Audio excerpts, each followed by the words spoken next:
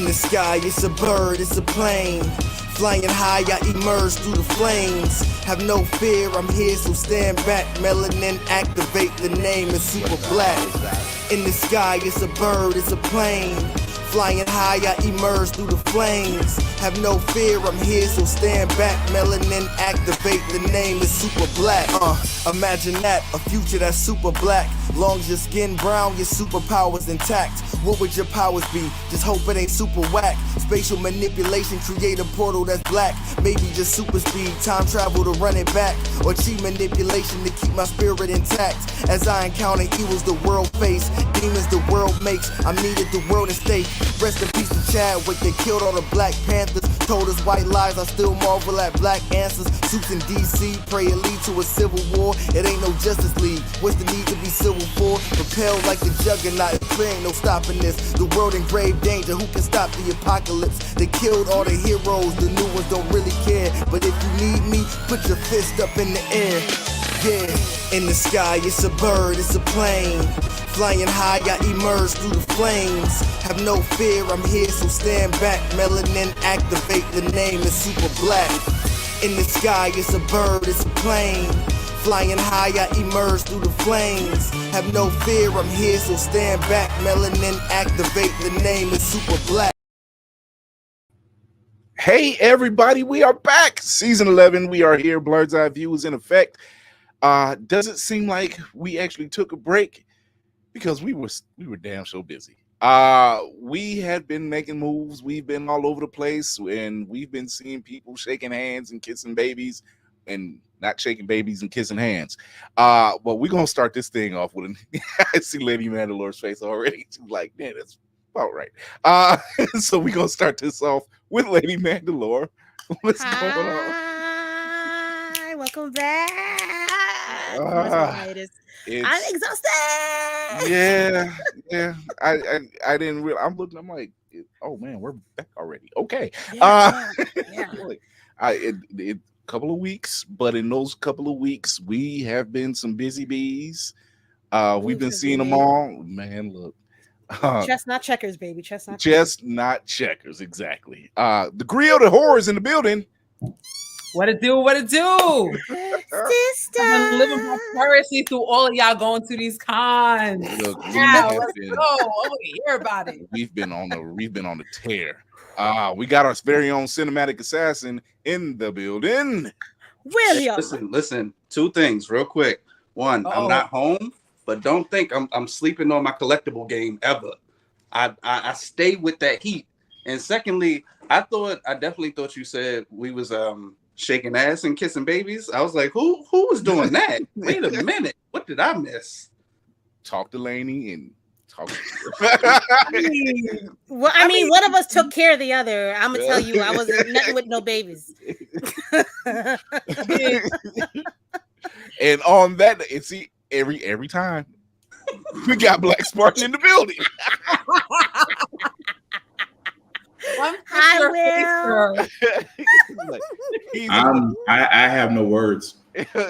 Kobe also has no words. We literally have no words for what was just said in like the last 2 minutes. This is what we do.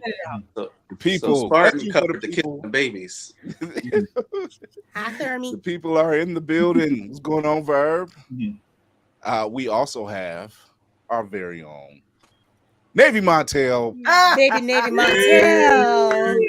What up, people? What's part of the crew? Hey, part of the Lady collective. Mandalore. There we go. So I have a question. Yes, we've been busy. We've been doing our thing in the time that we were off. Yes. But what the hell is up with the clock app and these NPCs? I've vacated the premises personally, so I don't know what you're talking about. I'm gonna tell you like this. I'm sorry, the nigga that you're trying to reach is no longer in service. Yeah, I'm not mad at people that's trying to get the bag, but damn, where is your dignity? I don't understand. The internet doesn't have one. What are you talking about? The internet has no dignity. That's a fact.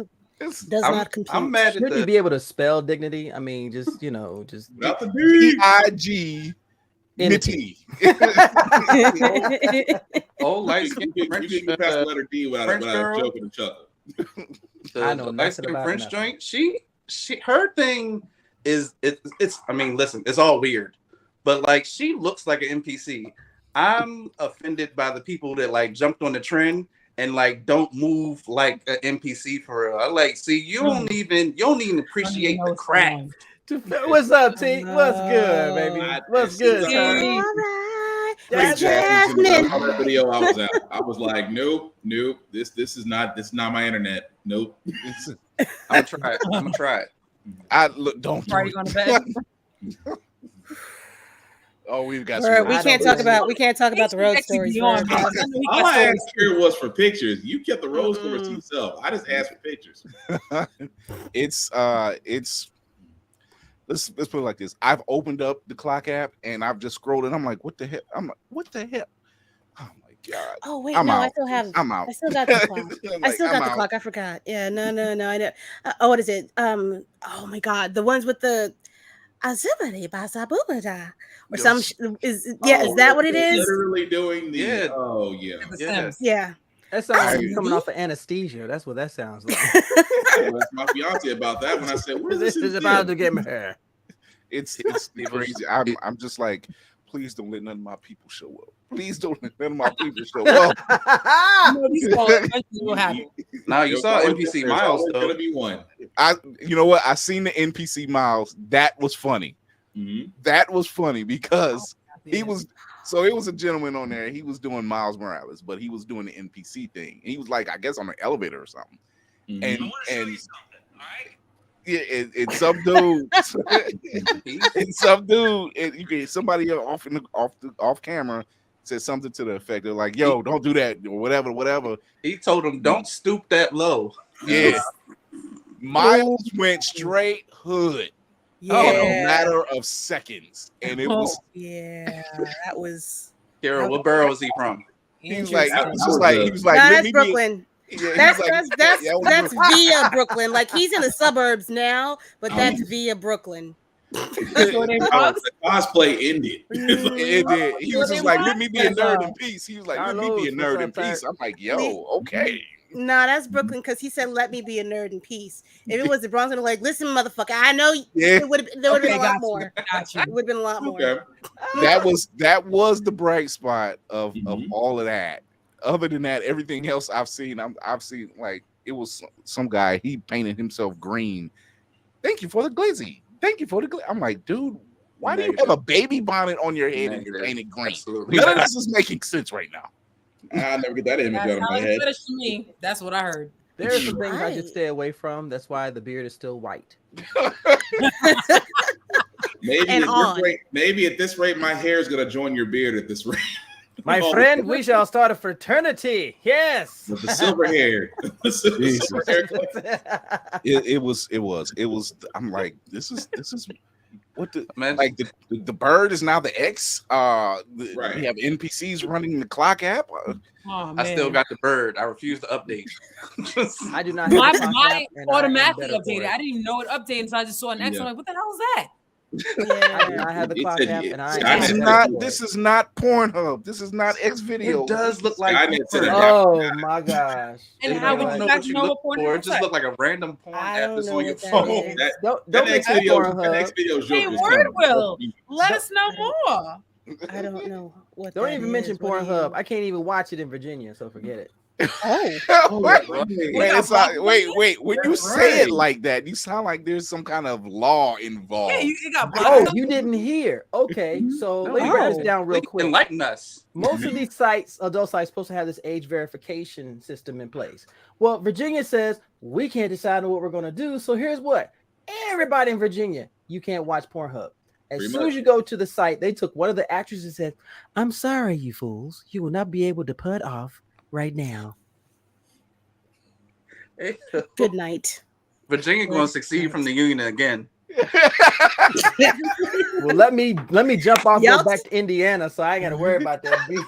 Y'all taxes are fitting to be real high, real soon. That sounds like some Florida bullshit. Like that, I didn't think Virginia was wild. I didn't think so either. I'm sitting there going, make VPN your friend.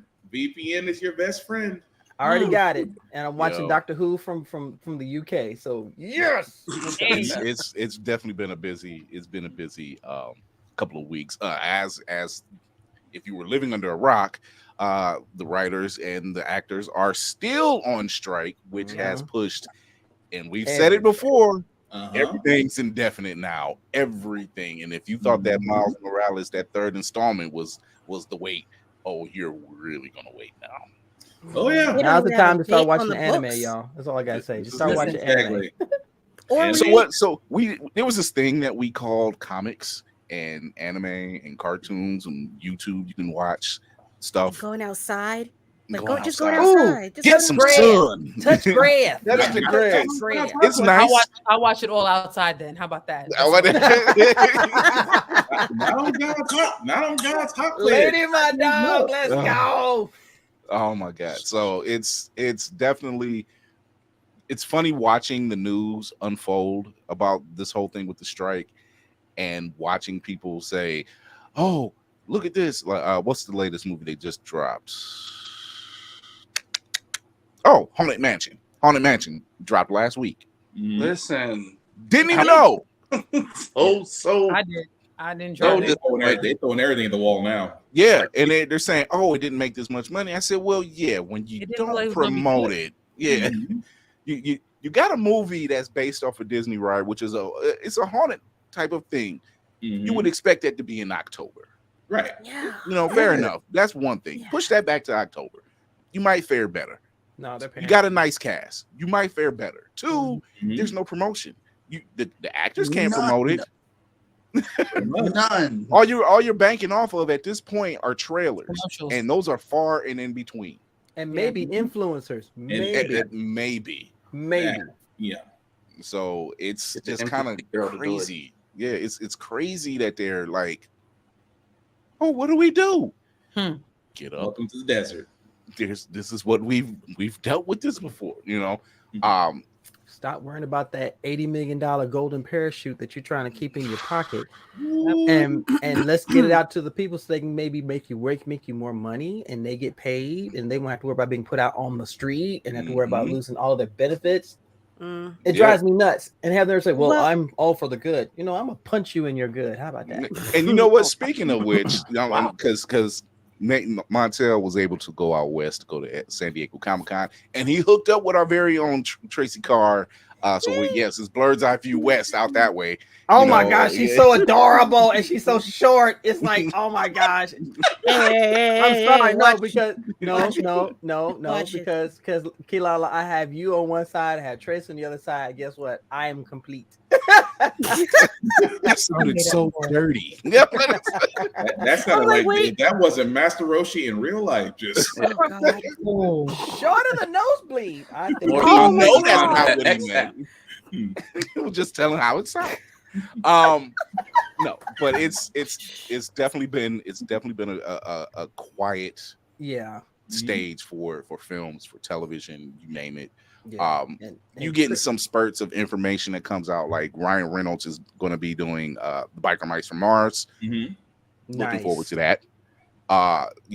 This week we do have the Ninja Turtles drops this week. I gotta watch that tomorrow. If you want your heart wrenched out, go ahead, watch Disney Plus. And can we get Silverhawks in the movie, please? Can we do Silverhawks? I'm actually kind of looking forward to see something like that.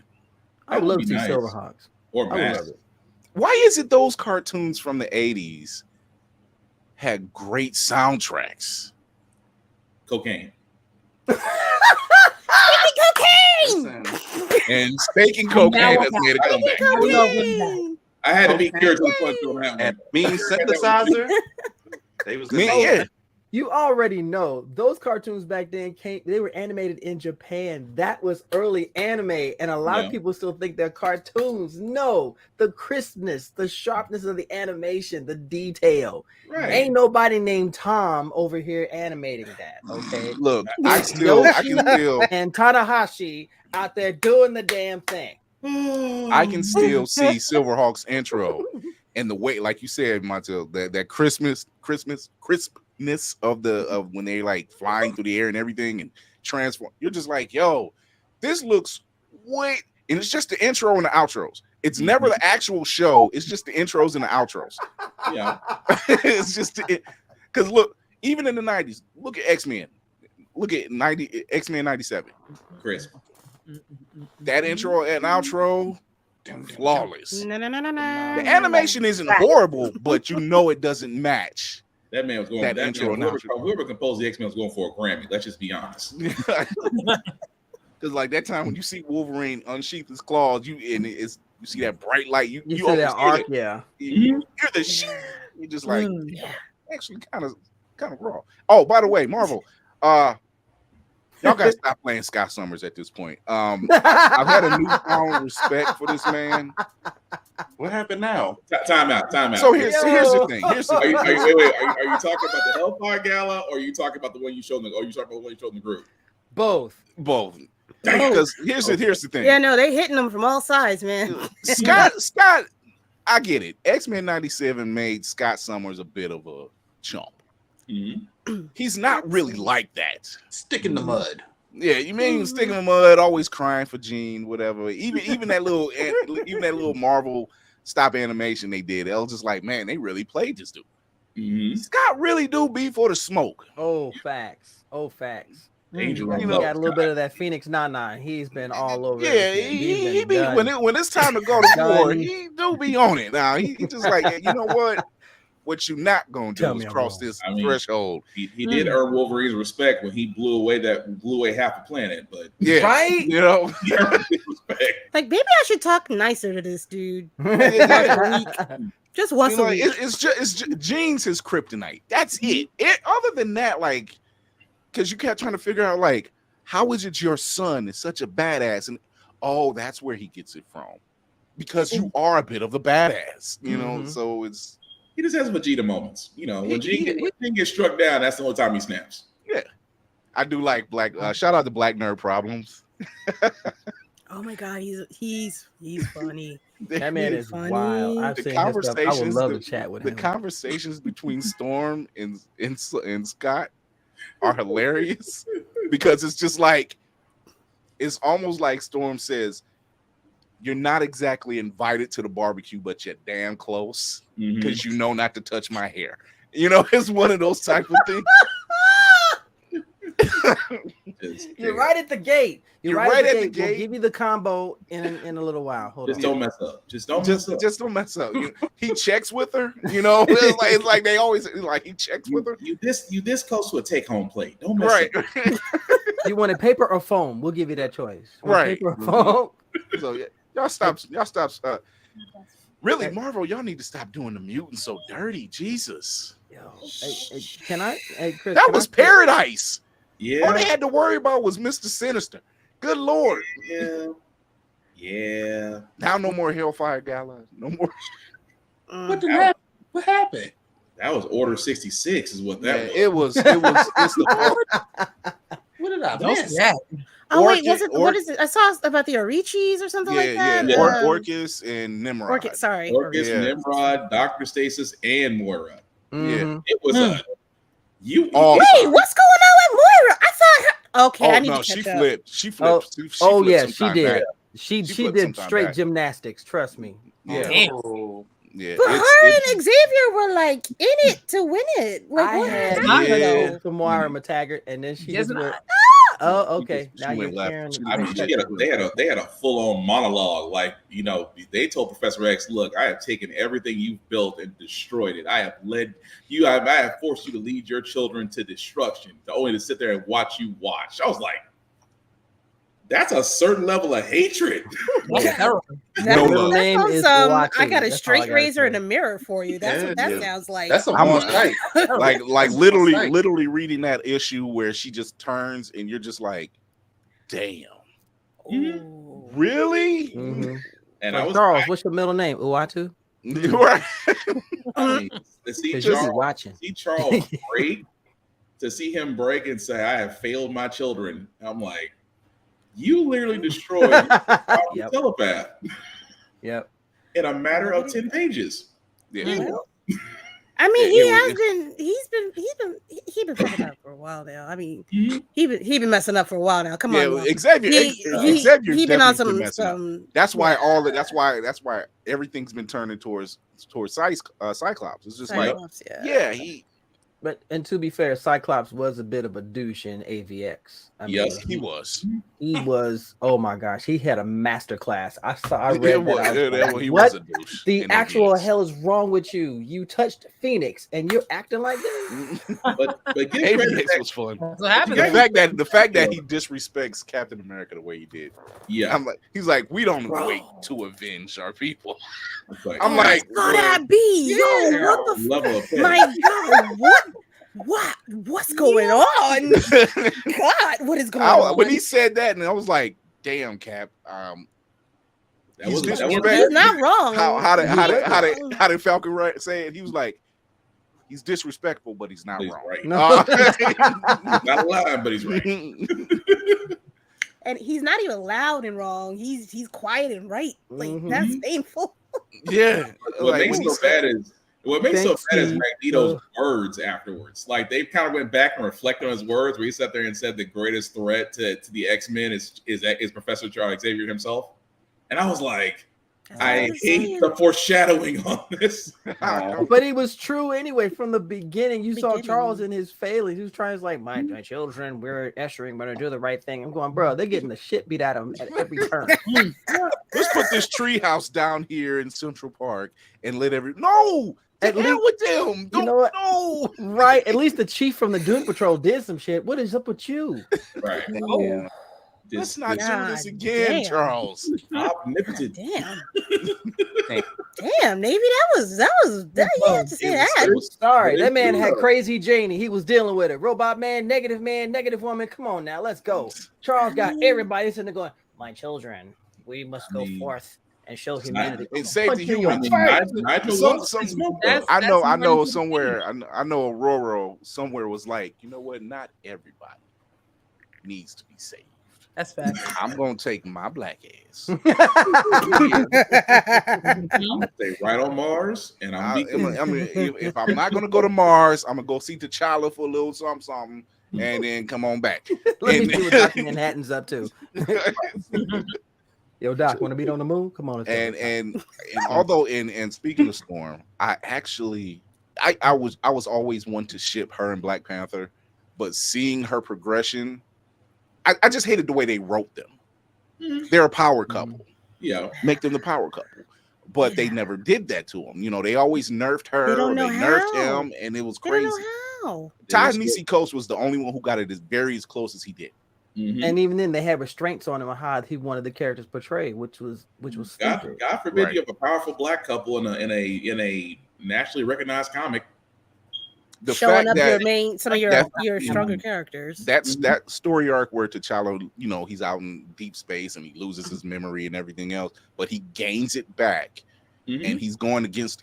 They're basically is Wakanda against the intergalactic space of Wakanda. Yeah, and they're like, well, what about Storm? And he says she can handle herself, and I'm like, dude, finally, you get it.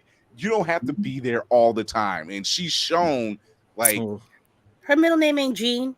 And you talk about me? Wow. I thought do I look like Potato Salad? Do I look like Potato Salad? Jean Grey was all the way in her house, minding her business. Pop caught strays through the window. What did I do? That's for that planet you took out. That's what that's for. You still paying for that. You got a point though. Storm is always ready for the smoke. Yeah. But see, and that's the thing. They were like, it was such a foreshadow with that couple because even at their wedding, you know, you got a Watu showing up. They're like even every Marvel hero was there, and when they see a Watu, they were just like, "Yo, is this thing?" Ben Grimm was like, "Is this something major? We need to be fighting right now." And he was like, no, this is just a momentous occasion And this is a major thing. I want to see it live, my God. Right, I want to see it live. Like, I'm tired of watching behind the celestial veil every time. There's no world-breaking event right here. It was like, this is just something I ain't missing. This. You seen that dress? You know, so it's not a black hole, it's my head. Just let me go out. So it was, but the fact that they let that ball drop, carrying that couple out, and they, you know, really dragged them down. And I'm like, I hated that they do it. Like I said, Ta-Nehisi Coates was probably the one that got it the closest, especially bringing in the Orishis and everything else. That was great writing, you know. And what Jonathan Hickman did for the mutants, fantastic. And I just hated that he was just like, and now there's the fall of X. Wait, don't give me that kind of hope. I mean, we just got here. I mean, but the way they started off, though, damn. I had to stop reading because every time I turn around, it was a new X title. It's like, you know, Fall of X, Rise of X, you know, X of X. It was the 90s. It was the 90s all over again. X-Blades, Executioners. How many ways can you do X? That's why I stuck with X-Men. I stuck with X-Men. That's another title, actually. Yeah. How many ways can you do X? I stuck with X-Men and X-Men Red, and I was just like, that's all I really need. This ain't gonna be the 90s all over again. I'm like, I'll stick to the independents. I'm good. I'm good with that. Speaking of independents, they are really making a lot of moves. Oh, yes. Really like making a lot of moves. Yes. This isn't so much a review, but you know, San Diego, like, okay, Navy Martel went to San Diego Comic-Con. And you know, all the news just dropping. And from what I hear, because Hellspawn and Three Black Geeks were out there as well, you know, all the news I heard is just what we wanted to hear. It wasn't so much about the celebrities this year. It wasn't about the films. It wasn't about the TV shows. It was straight fandom. And I've heard nothing but praises, because it was like, for the first time, because how many times have we heard these bigger cons, these other counterparts of the cons, they always have the big names, and don't get me wrong, we like to meet our, you know, big name actors and whoever. No, we don't. But it all depends. It all depends. Listen, look, I'm very happy I met Water Daddy. I will not take that from me. So, but to finally see like your independent artists or your writers who's been on some of your favorite books and get your stuff signed or get something bought off of them, that helps them. That helps you, because now you're getting fresh stories. You're getting a fresh perspective on a lot of stuff. It's what Comic-Con should be. It's more intimate. It's more, exactly. It's more intimate. I see what you're saying. It's more intimate. It puts fans with the people they want to see without the over leveling. Here's multi-level advertisements and influencers and celebrities, and eventually you can do what you want. So, I mean, I see what you're saying on that. You know, and piggybacking off of that, I've gone San Diego since 2006. I've only missed a few times, and of course, COVID came through. And 2006 and 2007, it genuinely felt like creators and fans could come together and have that conversation, have that dialogue, and it didn't feel like you were being pushed away. You know, when you get to 2009, where you see the movie companies coming in and they're taking over Hall H, and the lines outside have become legendary. And anytime you see there's a sighting and you know someone's on the floor, and it turns into a bird watching expedition. And that's what always drove me crazy.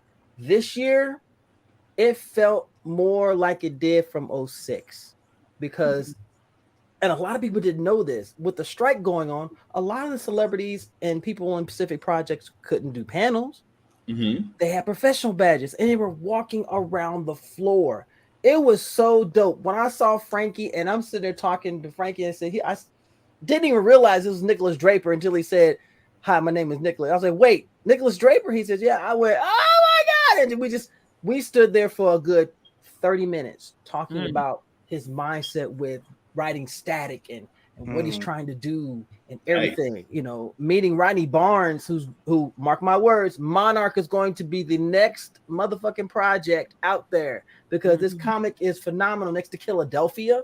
Yes. It's tasty. It's tasty. It is. This man stood with me and he signed my stuff just as generous and kind and sweet. And I said, this is what's been missed from this entire thing with cons. I see the speculation and I see the thrill of meeting a celebrity, but guess what? It gets postured and then you miss the opportunity. And yeah, and you this time it felt more personal. I felt like a kid going into the exhibit hall and everybody was getting it. All the love was spread from Hall A to Hall G. It was fantastic. And of course, if you got into Hall H, yay, good for you. I was never big on Hall H anyway, because to me, that was just a spotlight stage for celebrities and projects and for the movie theaters to just here, this is what we're going to do. That's great. But what about the regular guys who come, maybe only get a Saturday, maybe only get a Friday? Yeah. You know, what are you doing for them? What one-on-one are you doing? I mean, I got to see, oh my goodness, I got to see so many of my friends and contemporaries. It was just wonderful. I felt like a comic fan. I felt like I was meeting my friends again. I saw Keith Knight. Keith is a friend of mine. We chatted it up. Got to talk to him. If y'all never a chance to see his comic strips or his books, his stuff is phenomenal. Love Keith. But that's what it's all about. Speaking of the creators, Chris Powell of Three Black Geeks, he said it right. He said it best. He said being at SDCC this year felt so dialed in on the attendees it even caught the comic creators off guard. CJ, that so it says a lot. I mean, it's kind of, you know, we dealt with COVID and that kind of knocked everything down a little bit. And now here we are at a situation where the strike, you know, yes, is it bad for certain venues? Of course, but then it has this other back end plus side to it. And it's just this, like, it's back to what it was built for, you know, for the fans, for comics, for gaming. I'm supposed to go to New York Comic Con, and it's weird. No, I'm good. No, I'm going. She's not gonna let me upstage. She's like, you went to San Diego. I'm gonna go to New York. I don't care about y'all. No. San Diego's big fish. You know that. I'm torn because of the cons that we've been to. That's the energy that I want. I really want this strike to go through October because I like being. It's so terrible to say, but no, I agree. That's what I miss. I do miss being able to go. All right, origin story. I snuck into my very first New York Comic Con, and it was amazing. And I kind of want that for another kid. I want them to sneak in and be able to have that mind blowing experience of. Number one, space, but number two, oh my God, I've seen that. I know that person's writing. I've seen that comic. I know that panel. I get that. Like, I want us to be able to be attached to it again. And the last couple, aside from them not being organized, I mean, it was trash. It's been trash. Aside from the disorganization. I'm sorry, I'm laugh out loud. Well, see, they be a joke sometimes with the way they handling stuff. Well, see, I think that's another issue that I've been hearing. You know, we've been to BlerdCon, we've been to Dreamcon, we've been to SDCC. You know, the crew is going to be at J1Con later this year. And I think the one thing we all can agree on is you can never really plan. You can say, okay, we might plan for 10,000, but then you might get 15. Yep. No, forget it. You know, and then like in the case of Dreamcon, they probably didn't plan for 20,000. Right. They definitely didn't plan for 20. Pause. They thought they had 20,000. They had 28. They had 28,000 people. That's let's just say 30,000 people were to say that. Great numbers, but you can't plan for that. You can never plan. You can plan for that. Yeah. I mean, it doesn't matter how much staff you have. It's damn near impossible to plan for that extra couple thousand of people coming in. Yeah, you know, it's great on their end. It's a great thing. It's a great feeling because Dreamcon is literally the way it's grown in the past 5 years. They showed us the numbers to go from 600 in your first year to 30,000. Yeah, in 5 years. That's you doing something. You're doing something right. I mean, it's not just hype. It can't just be hype. You know, we got our yo, big brother, what's up, man? It was the blackest SDCC ever. Hellspawn cosplay is that man was one of the people. he puts a post up. This is my guy. Hellspawn is my guy. He puts a post up, and I'm like, wait a minute, is that Kelly Hugh? And I'm like, hold on, dude. Right. Le flex. Wow. Ming Na Wei 1 year. Mm-hmm. COVID hits another year. Then the year after that is Jay Cargill. Now there's Kelly Hugh. I'm like, dude, stop. Damn. The humble flex. I think it caught him off guard. I'm not gonna lie. Off guard. He had to sit there and have a reality check to himself. I will give him that. I would say he's not wrong because SDCC had to be the blackest one because black folks showed out. Mm-hmm. Black folks showed out. Cosplays, appearances, just the whole general vibe. You felt it, and I honestly didn't want it to end. Just give me another day. I would have loved that. Mm-hmm. So maybe, CJ says maybe they didn't plan for 20K, but you can kind of put things in place to mitigate some issues. He says there's someone that helped out at events like EVO back in the day. EVO, yep. So huge had security out of the ass, gaming tournament. So I think it's, and is it a learning process? Definitely. Mm-hmm. Definitely. I was going to say, to their credit, they adjusted on the fly with things that they could. At Dreamcon, did they need more security? Yeah, but not, but not because, and that's another thing. But, between BlerdCon and Dreamcon, not a single altercation, and for Dreamcon, that's directly from the cops on the ground. They said Speaking of which, nobody did. I'm going to read that right now. I'm glad you said that. Let me pull that up. You're welcome. So I'm gonna. Here we go. Head tilt. Let me put it. How did he get me up there?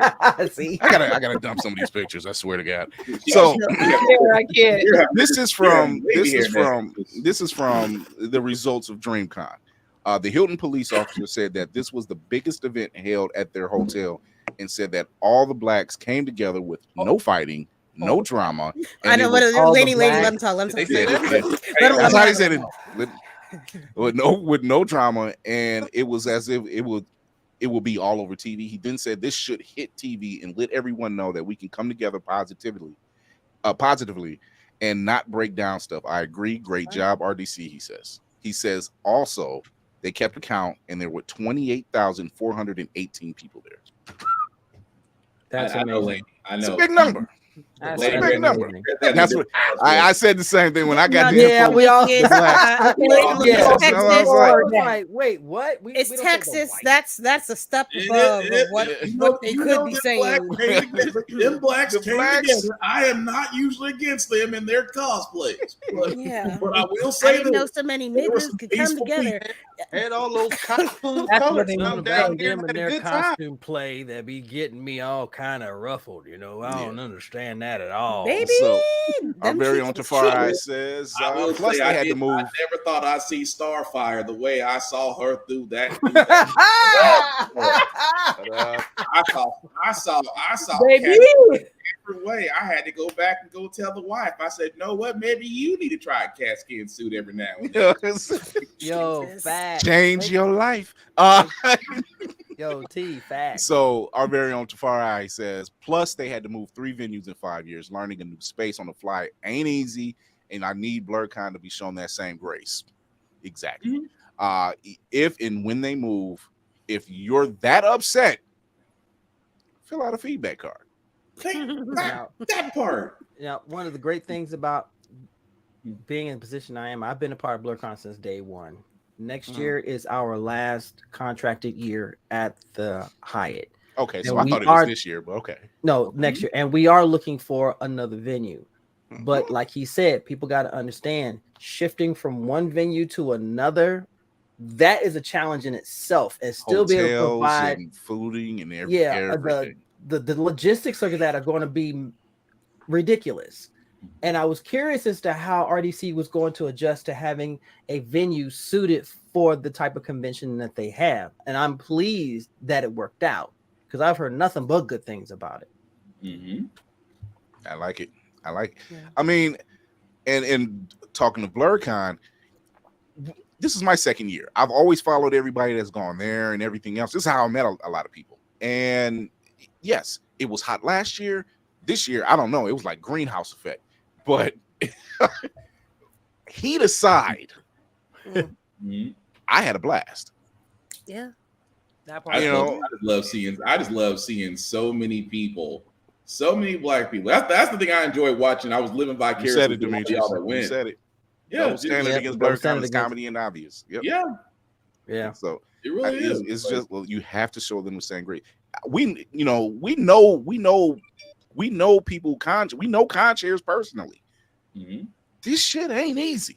It is stressful at all. No, I'm still tired from Blerd because for real, setting up and breaking down, and people, as you go as a con goer, you're used to just popping in there, getting your badge, and like, yay, fun, when it's over, you go home. You got to set up. I'm there a day before and a day after, y'all. We sit at that breakfast table at our meeting, and we look like we ain't slept all night. I mean, the setup. If you haven't, there ain't no way you could. Yeah. Tear downs, organization, and then security. Then like I said, I was people pulling out, people canceling. Oh, we ain't gonna talk about that. That is a triple decker nightmare stress sandwich. We ain't gonna talk about people. Far says also I think the aliens, which by the way, we apparently have aliens, but that didn't matter to us. Yeah, keep it moving. Yeah, we just are you here to blow it up? No? Okay. I'm sure the Galaxy Green Book or blacklisted, but go ahead. Right, exactly. So he says also I think the aliens heard us telling them they're the business because every creator's flight got delayed. This is true. I can't tell you how many delayed flights I heard about. Thursday, so they had to hit the ground running on Friday, and the Carl Cleo duo was an alley-oop from God, which it was, which we'll show you some pieces of that in a little bit. It was. It's like we got aliens. If you take planning a wedding for imagine planning a wedding for 20,000 people. No. And the only two people that you have to worry about being there are the groom and the bride. Fuck that. Yeah. Pass. Girl. I don't want it. I don't want it. Look, when I told my wife, I said, "You want to renew your vows?" She's like, "I don't want all them people." I said, "Just you and me. I don't want." I can say this. I can say this now because she ain't in the house. You better whisper. I'm about to say. No, I checked. Look, the most important person is in my arm right now. She's halfway across town. If I knew a wedding had this much stuff in it, I would have went to Vegas. Oh, bless your heart. Don't bless your heart. Not one. Not to bless your heart. Not to bless your heart. It's an undertaking. It definitely is an undertaking. I've done it twice. And especially if you've done it on your own and not like through somebody else doing it, it's undertaking. Yeah, I ain't realized. We were at innocent among all of you. Oh my god! We could have had no. Me and the wife were. It was stressful, but me and the wife were lucky because the people we used to work with, we called them the church mamas because they were just like, we need a DJ. We got it, baby. I'm like, huh? My nephew does that. Huh? Like the guy, it's a guy. My wife's hairdresser. He was like a brother, and he stays in Atlanta now. And he was like, "Y'all need a DJ because our DJ, we had to change our date, so the DJ, he had to drop out." He's like, "Say less. I got enough music on my computer. I will DJ. I will do the girls' hair." And I'm like, "Say less." Wait, who he? Say less. He said Atlanta. Yeah, he stays in Atlanta now. He free on weekends. He might be. I'll book him now just in case. I'll fry some chicken. They did everything. It's like I'm sitting there like, we'll make the green beans. I'm like, well, Fussy Mama said she's making the green beans. It's gonna be all right. So we lucked out. We actually lucked out, but it was still stressful to no end. It was like if we didn't have that type of help, that would have been And now imagine it's a bunch of people that you don't know that just want to interact with other human beings. And get dressed up and eat. Don't you do it, Will. She's watching. She watching. You just don't know. Oh, you just don't know. Yeah, that date is dope. Yeah, it was something glorious. But it's heavy too. We had a lot of high moments from all of these cons. Yeah. Every last one of them. From our one-on-one intimate interview with Cree Summer, from our interview, our quick excerpt with Cleo Thomas. Shout out to Cleo Thomas because he won the video game tournament there at Dreamcon. Yeah. We got the chance to meet up with Carl and Love Jones. I never even thought about their last name being Jones now. Dude, it's so sweet. They're so perfect. First thing I thought about. It was so weird. Ridiculously. It's the blackest thing ever. I love him so much. There was a lot of high moments. There were a lot of great moments. People who were really complaining, you seem to be complaining on one thing. Mm-hmm. And it's like, well, if that's the one, like I could complain about the heated BlerdCon, but I won't because everything else overshadowed that. Yeah.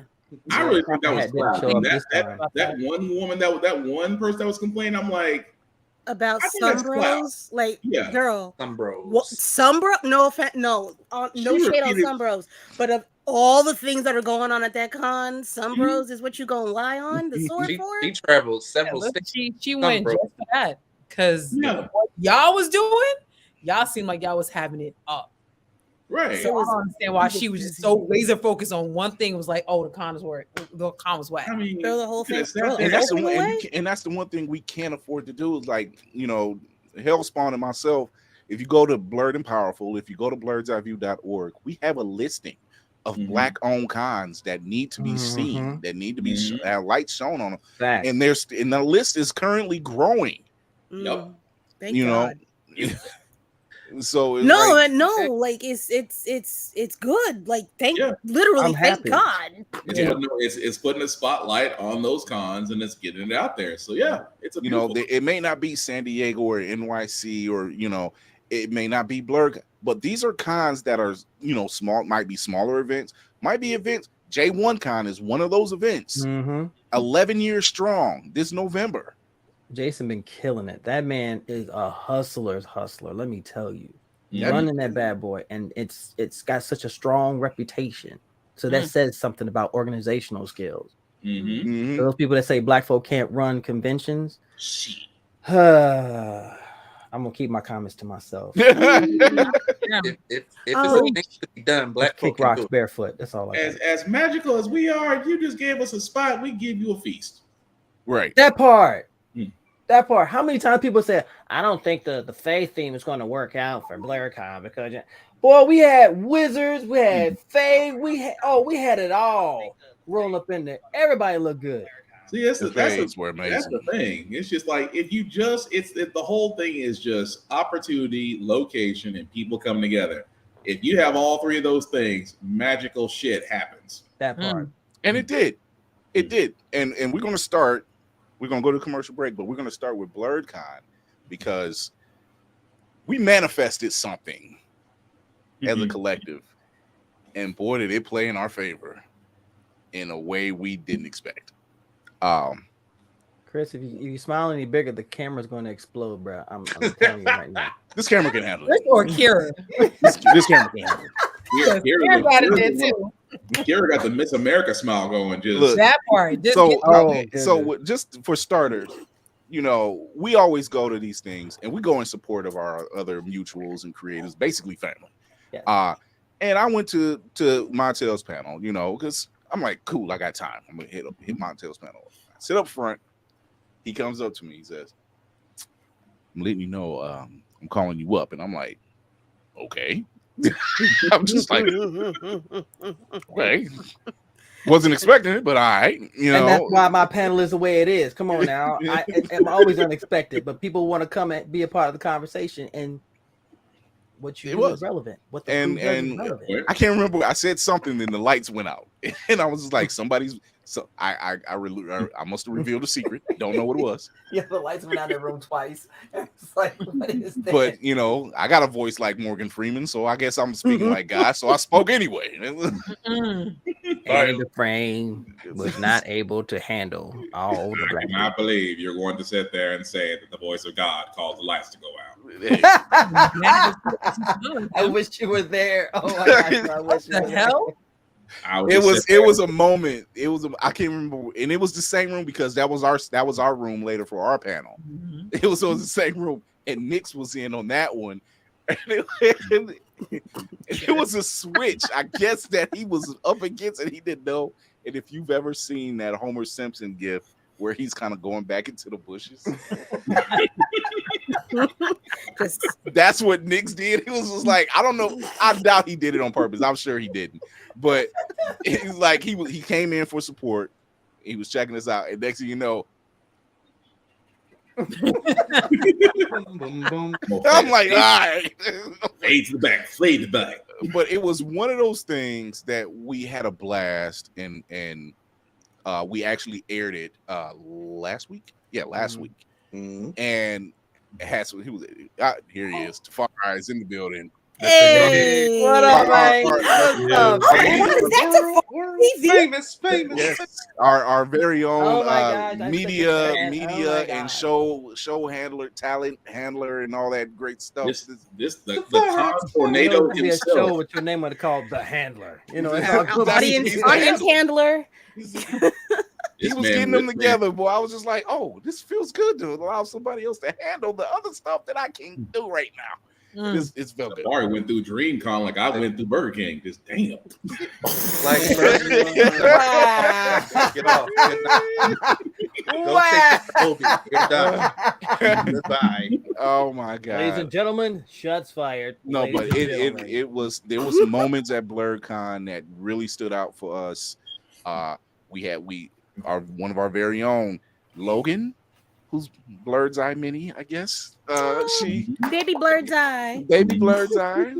Our very own cinematic assassin. His daughter won the kids cosplays contest. Yeah, and did it in style too, man. She came out with the Sailor Moon and with the pose, and I'm like, that, ladies and gentlemen, is showmanship. And it's still hype. Was telling somebody about her award earlier today. It's like, yeah, she should be. And she proud. She proud. And she should. Yeah, I won a cosplay contest. You know, I just did a pose and they just loved me. I didn't care. Oh my god! And then it wasn't even hard. Like, where are the nuggets? That's all I care about. Bring on the nuggets. Again, I don't recognize that child that hit the stage. Last time she shrank and disappeared. This time, I don't know that superstar child that hit the stage. He's like, where's that kid? We need money. We need money. It was a test run. I popped for the people. I popped for the people. Bruh. Wow. That's all I gotta say is, bruh. Oh my god. So we're gonna take a commercial break, and when we come back, you're gonna see our Cree Summer interview, and we're gonna be talking about all of that. So here we go. Yeah, welcome back to Fast Money, y'all. We getting ready to finish up the game here. Now your teammate done scored enough points. I think you just need to get one answer right to win. You ready? Ready.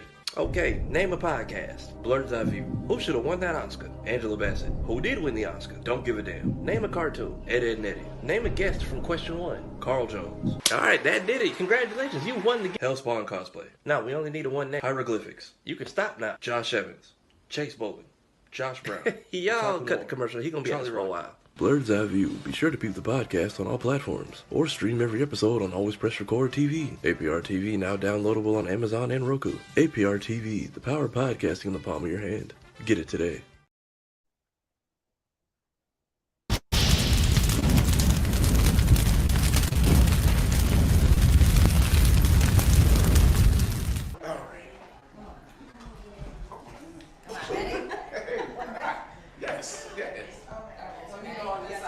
Okay, Andre, which way I be here?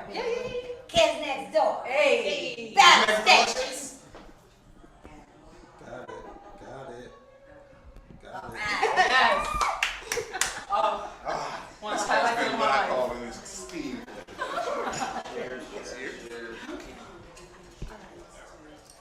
Whip it out. Let's do it. All right, madam. My name is Kira. I am just one piece of the 5 pieces of Blerd's Eye View. Okay. I also go by Lady Mandalore. Lady Mandalore. Yes, ma'am, always. This is the way. My fearless leader needs to. I'm so sorry. Number one. Chris. Number one. Chris Summer, I'm the man on the wall, the creator of Blerd's Eye View. Thank you, everybody. This is my team. This has been a ride for all of us. Let's get into it. Let's get into it. Let's get into it. We know about your extensive voice collection. Yes, over 500 voices. 500 voices. Huge A lot of flex. people. A lot of people don't talk about the impact you have from a different world as Winifred Brooks. Yes. There was recently an IG post through the Hillman Files. Shout out to the Hillman Files. Shout out to the Hillman Files. And they mentioned if they did a revival of the show, where would all the characters be? And of course, they would be in these great positions. You being the director of the law division of Hillman. Maybe. Maybe. So your impact on different world. It shows your affection for the cast and everything that Debbie Allen and the entire crew brought to them. Unbelievable. What does it do for you knowing that it had that kind of impact? Oh, and it blows my mind. I mean, people come up to me every day, no exaggeration, no hyperbole. Every day someone says, I went to an HBC because of you. And that, I mean, what do you think? I mean, just imagine the impact of just having the awareness that you're responsible for expanding minds and evolving people. This is the highest honor. And also just that I was on a show that brought back so many incredible old actors and great legends and icons that I was able to work alongside. Roscoe Lee Brown and Lena Horne and Josephine Bernice and the list, Richard Roundtree, the list goes on. So to be around people of that caliber was inspiring and life-altering. To be on a show that was run by a black woman, Susan Fales, directed by a black woman, Debbie Allen, and starring a black woman, Jasmine Guy. I mean, come on, it turns on your high beams. Yeah.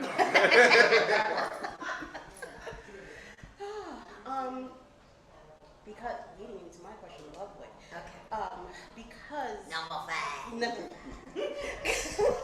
Number 5 wants to know. I just love number 5 says everything in third person, right? Number 5 think you looking good. Number 5 appreciate the oatmeal. Oh my gosh, I could do this all day. Anyway, I want to know because number 5 forgot my pre-roll. Oh, God. Later. Number 5 was experimenting with a little bit of the pre-rolls for something. Oh, number 5 smoke my fucking pre-roll. I'm sorry. Oh my God, I want to know because you were around such iconic actors. Yes. It is. It's a lot. Hold on, number 5 is having a heat stroke. Okay. You were around iconic actors that were part of the Black Renaissance themselves. Yeah. I feel like we are currently in the midst of having another one right now. Is number 5 saying I'm old? No, number 5 is ahead of the curve. Hey, come on, number 5. You need this, maybe. Number 5 is looking out for number 1 is sweat like a motherfucker. Number 11 is showing number 5. Oh, all right. You're welcome, bitch.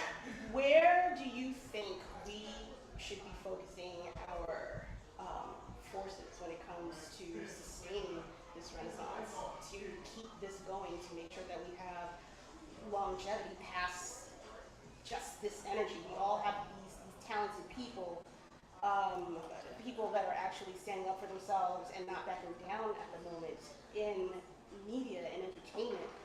Where do we need more structure or security or foundation to keep us safe as we go out here and try to expand? Well, of course, everything has to start at the grassroots level, right? We have to start at the grassroots. We have to start in our homes. We have to empower these children to know that the change you make, it starts with yourself. The revolution is so much smaller than everybody realizes. The revolution is a change of mind. Right? And you know, we can amass and we can march and we can fight, but the truth is we all have to be of one mind. And that is where, you know, that's where we fall apart. And I think also we just have to start, we have to have more creatives. We have to have more children with the ambition to be in politics. We have to have, the things that are flashy.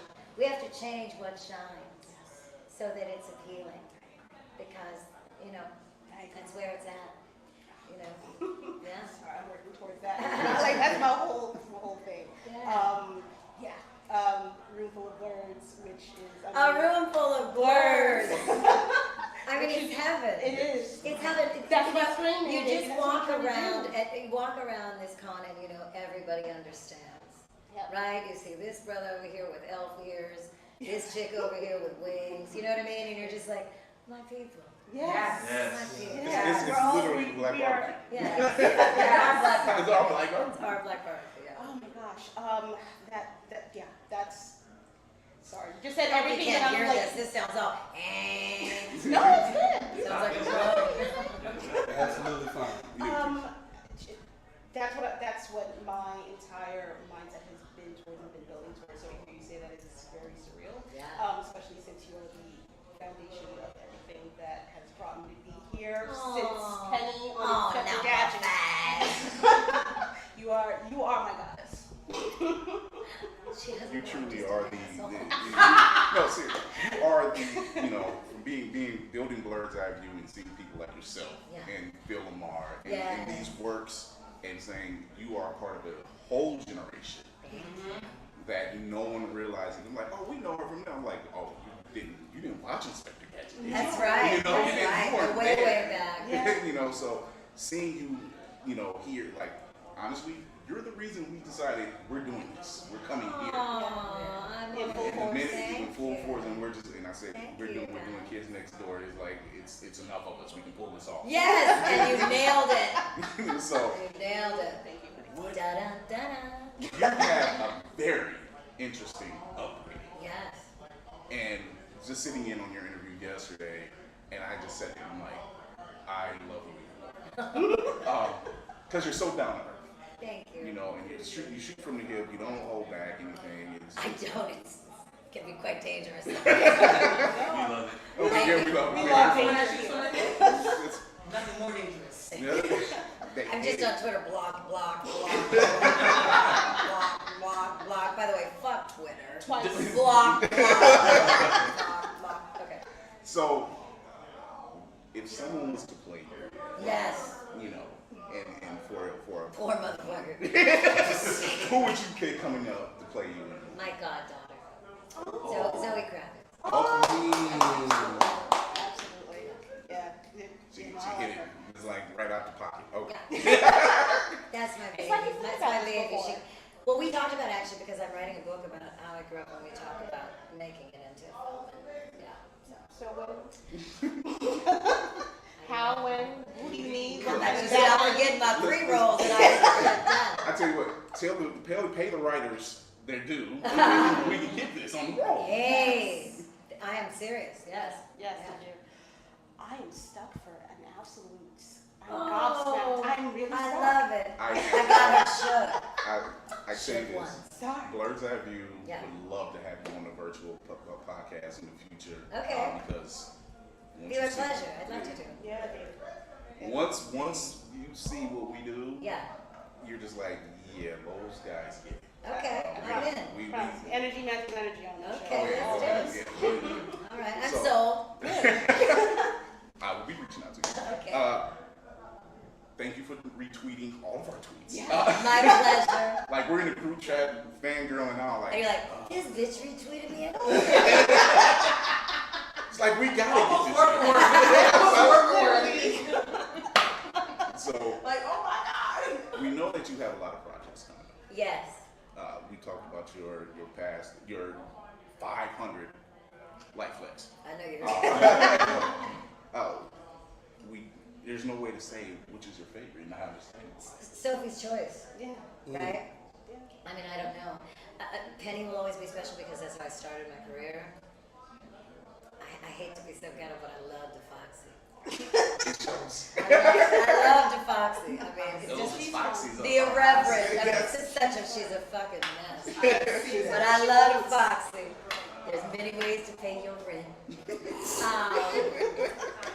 Is that time? It is time. Hold on. I love DeFoxy. I love Susie Carmichael. I love Princess Kita. I love Elmira. And I love Number Five. Yeah, there's so many. I mean, right now I'm doing the Patrick Star Show. And I play Patrick's mother, Bunny. And I play Squidward's grandmother, Grandma Tentacles. And I love doing Grandma Tentacles. She's just an old, crotchety bitch. I love this character right now. I'm having a great time right now. Yeah, so. Cree Summer, thank you. Thank you. For helping us realize our dream. Thank you. God bless the freaks. Yes. Yes. Chris Fury with Blerd's Eye View and Room Full of Blerds and the rest of the squad. We will catch you really soon. Chow mein, Blerd motherfucker. Yeah. All right, I'm gonna go take.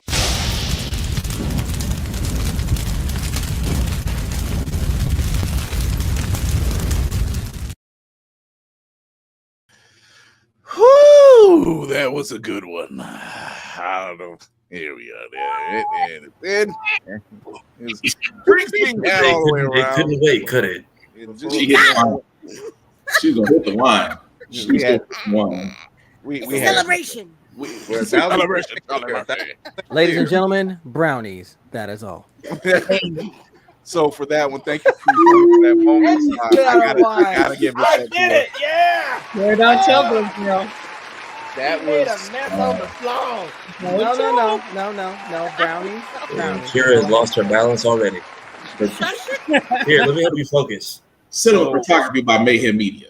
So that I'm sorry, Librium. Sorry. Okay, sorry. Yeah. So we had that was kind of our. Was that our pinnacle moment? I don't know. It was the target we were shooting for, and we nailed it. So. I mean, if y'all been paying attention to social media, you saw my jiggle dance after that interview. Are we not playing that, or is that? Do they have to go to the channel to get? They have to go. So tomorrow morning, that was a paywall channel. So tomorrow morning, the interview with the behind the scenes will be airing on the YouTube channel. Hit subscribe, hit that notification bell, show some love. Tell a friend, tell your mama to tell her friend, and you'll be checking that out as well. But we have so much more that's gone down for us. That was just one of the marks. Last week, if you've seen our live, quote unquote live, it was our first panel at BlerdCon as well, and people loved us. Had no doubt. Like I couldn't be there. I was helping run a convention. You're fine. You were literally keeping the lights on, sir. Yeah, literally. And then if someone told me years ago I was going to be part of running a convention, I'd be like, really? Am I holding the door open for everybody? See, pretty much. That and everybody say that and everything else. Shout out to CJ because he was there as well, and he got to interview Karen Ashley and Nakia Burris with both the black girls, both yellow Power Rangers. As a matter of fact, this is how I knew this BlerdCon was special. I went to go pick up our passes. I get on the elevator because they saying, "Oh, you got to go to this floor and that." So I get on the elevator and I'm on the phone and I'm like, "Oh, I forgot. You really don't get service over." And it's me and it's one other woman and there's someone behind me in the cosplay. And I look over to my right and it was someone looking in their phone and I'm like, Karen Ashley? Wait, I didn't realize which Power Ranger it was. That's my girl. Wait a minute. Okay. And I had to really, I was like zoning in and it was one of the moments I'm like, I didn't want to be rude at the same time. And then right when I was getting ready and right when it was happening, because I was getting off and there was a bunch of people getting on, I was like, yo, and when she looked up, I'm like, yo, fuck. I was on the elevator with Karen Ashley. I breathed her air. I breathed her air.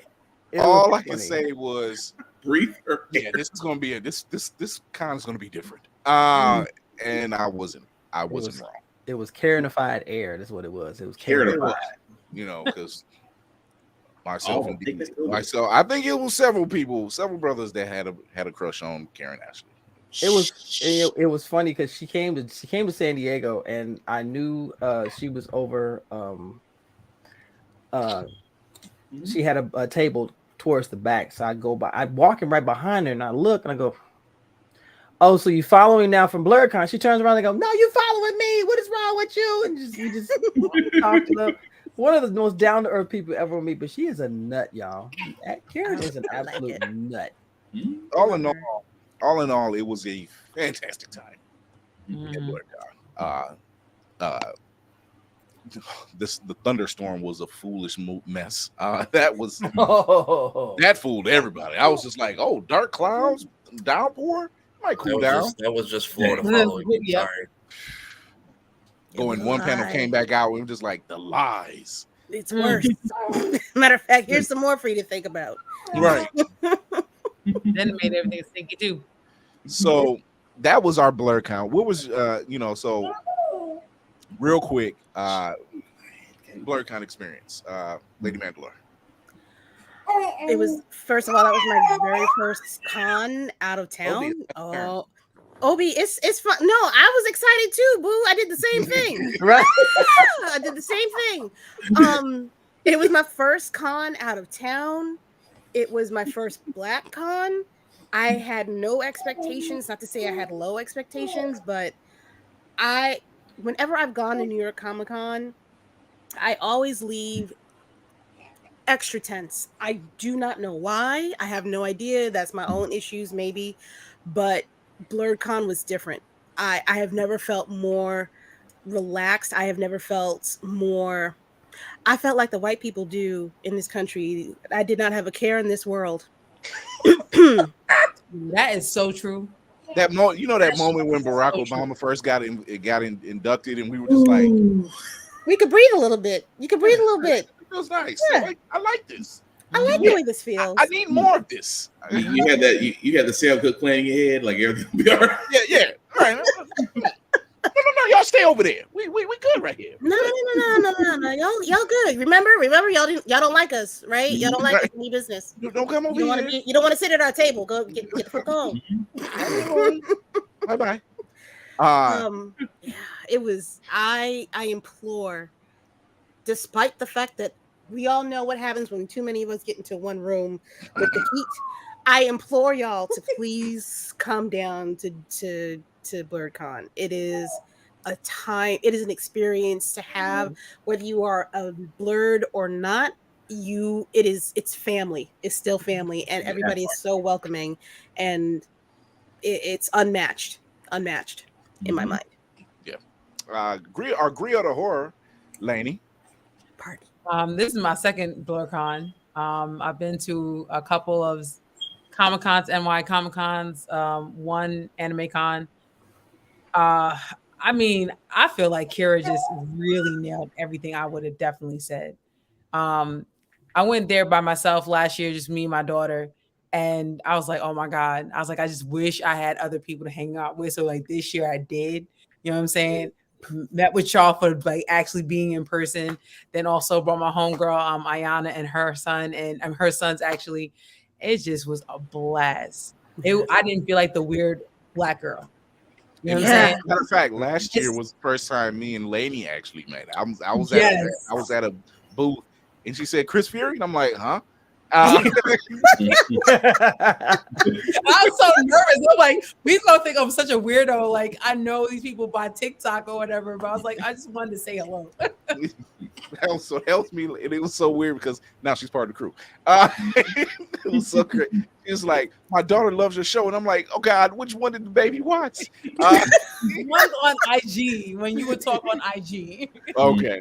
So the safe ones. The safe ones. Safe yeah. ones. You know, because it was me, Candy. It was me, Candy B in DC then, and we were reckless. Yeah, on IG. Yeah. We were watch it become a letter and piss everybody off. Yeah, here's the thing. When I say me, Candy B and DC were reckless, we literally went off on a tangent at some time ago on Scott Summers before I turned a new leaf. And when I said tangent, I mean like almost half an hour. We were just throwing barbs. Glorious times. Oh, Scott, we're out. Oh, Scott. Cinematic Assassin. What was your take? I guess I've been to 3 cons now and haven't been as just a general attendee yet. I helped load in at Baltimore Comic Con. Last year, I helped Demetrius with the X-Men shoot, even though I was on crutches, because I still don't know how you did that. Or why? I was waiting for the video. Like, where's the video? That's dedication to the mission. That's what's up. Dedication to the mission. That dude. He was like you over there, over there. Stand over there. I'm going to. Right, Laney. Right. It's like hashtag crippled captures. And he turns off the microphone, knowing good well he can be squealing over there. Well, you definitely. Hey, I know how you doing. The whole show I have myself, so just in case. This was a lot of divine energy for me because I guess sort of like was alluded to earlier. This was manifested. Like Kira said something about what she would do if she met Cree Summer. I was like, no, when we meet Cree Summer. Mm-hmm. And then like a week later, we found out that she was going to be at BlerdCon. We were like, oh, look at that. Oh, really? Mm-hmm. Interesting. Won't he do it? Vast was shining down upon us. That coming together after it almost didn't come together. And then they made sure to take care of us and make sure that it went down. And then my baby went in the damn competition because she just happened to bump into the kids that was in the competition as well. Like, I'm bored. I don't want to do this anymore, Daddy. Just disappeared with my wife somewhere. Then like, oh, she's going to be in the cosplay competition. Okay. Violet's mom was like, hey, you guys might want to stick around. She might have placed. All right, cool. Then she won the damn thing. Like, okay, let's just keep this energy. More of this. Yes. So you know you know how to sew now, right? Because you know that's the next step. Yeah, sewing her costume. Definitely Putting that together. Get that portfolio now. Some hot. Yeah. Okay. The hot glue is optional. I don't be surprised if she wants to do another Sailor Moon and she's like, Dad, you need to be tuxedo mask or something. That's a logical choice. Yeah. Do your own tuxedo. I mean, mask. you can always play one of the Sailor Scouts. I don't know how you feel about wearing a skirt and high boots. I see that. But, I see Sailor Venus. Yeah. Come on. That will truly be something. As long as by the time comes around, I get rid of my brownies, we're good. We're good. And scene. I have got to figure out a way to put our stuff on the paywall so we can cut up. I swear. Not going on nobody's stage jiggling nothing. Oh, and the gold Yeah, Kira has killed the camera. Put the bottle down. I will not come back to this.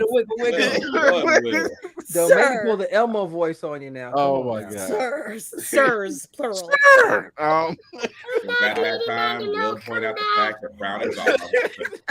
Don't leave me. Come back. Bring the brownies with you. Come on. Oh my! Why can't you that we have on this line? What is going? Where am I? Where am? Oh my God! Oh my God! Wait, we have a new idea for an infomercial. Absolutely, you do not. We do. You absolutely do not. If I don't get my steak and cocaine, ain't nobody getting brownies. How about that? Oh yeah, that was a thing. I mean, kind of. So, yeah. So, for some context, for those who are first time listeners, Hi. we do mock commercials. I do mock commercials from time to time, and one of them that seems to really hit over well is Pop Starts. General Mills can't sue me. And Lady Mandalore came up with the idea of like, you should do a steak and cocaine flavored Pop Start. And I'm like, I don't know how I'm gonna spin the cocaine part, but okay. So cocaine. It's the 80s. Come on, live a little. I'll figure it out. Tafari, our very own co-producer, talent manager, wrangler, handler. This man, Mr. Make It Happen. Mr. Make It Happen. Now, number one, let me give you the shout out because he went as Wallaby as part of our Kids Next Door as our part of our Kids Next Door cosplay group, and he had the orange hoodie, and I'm like, dude, I commend you. Yeah. So the Griot horror, she had a hoodie, but pretty soon she was like, all right, Fury, I gotta come out of this. I'm like, I don't blame you. I tried about 10 pounds that weekend. So what was your takeaway from BlerdCon? I wish people would have asked me to take pictures with the hoodie on and stop waiting until I took it off to be like, let's go. I did put it back on downstairs like 3 different times. But that's kind of typical for cosplay. Why would you wait? Why would you wait till I took all this armor off? And then it was like feathery underneath. So every time I took it off, my black tank top was just painted orange. My allergies were killing me. But I didn't expect us to have this coming from one. Wallaby is actually a failed cosplay from Dreamcon last year. My number 3 didn't show up. And then I used to go on fan base. I used to just say stupid shit in Kira's audio rooms and then leave. And now here we are. Yay! So, I was just like, Verb has a good idea. Steak inside, cocaine topping. Boom, easy. All right, thank you for solving that problem. For today, we about to start our salt. That's not salt. Drink it up. But yeah, it was nice to finally find my family. So it was. Lady Mandalore and Geek the Heart had a moment when we finally linked up, and it was a scene out of Color Purple. I shit you not. Sister. They squealed, and I'm like, with all the people in the lobby, not giving a damn. Yeah, I think everybody heard them. You ain't gonna keep my sister. It was so out of left. It was just like, what? And me and Will looked at each other, and Will was like, "Oh, there's Lainey." Man. Oh, man. So it was definitely a thing, and Montel, you, my good sir, always held it down.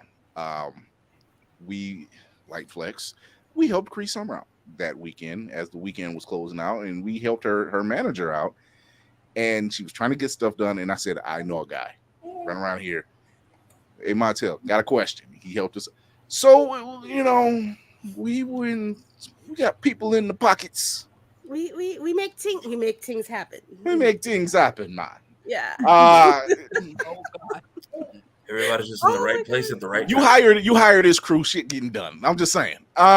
It's always a plan. Whoever y'all had in the room, the fellow Greek that lady met in the interview. Can we borrow her for Dreamcon next year? Because these handlers need some bass in their voice. They was too scared of the crowds. I was fighting people off with keyblades and tripods. I try to be as utility as I can. It was definitely a vibe. Definitely a vibe. Something we can always walk away with and say we know what we're talking about. Yeah, Moby, you talk to him. Talk to the nation. Exactly. I couldn't have put it better myself. Right. So moving on to San Diego Comic-Con, which our very own Navy Montel was able to attend. He went out as Master Yoshi and he did his thing, and he met up with our very own Tracy Carr out there, who's actually helping in the strike efforts. So shout out to her for that.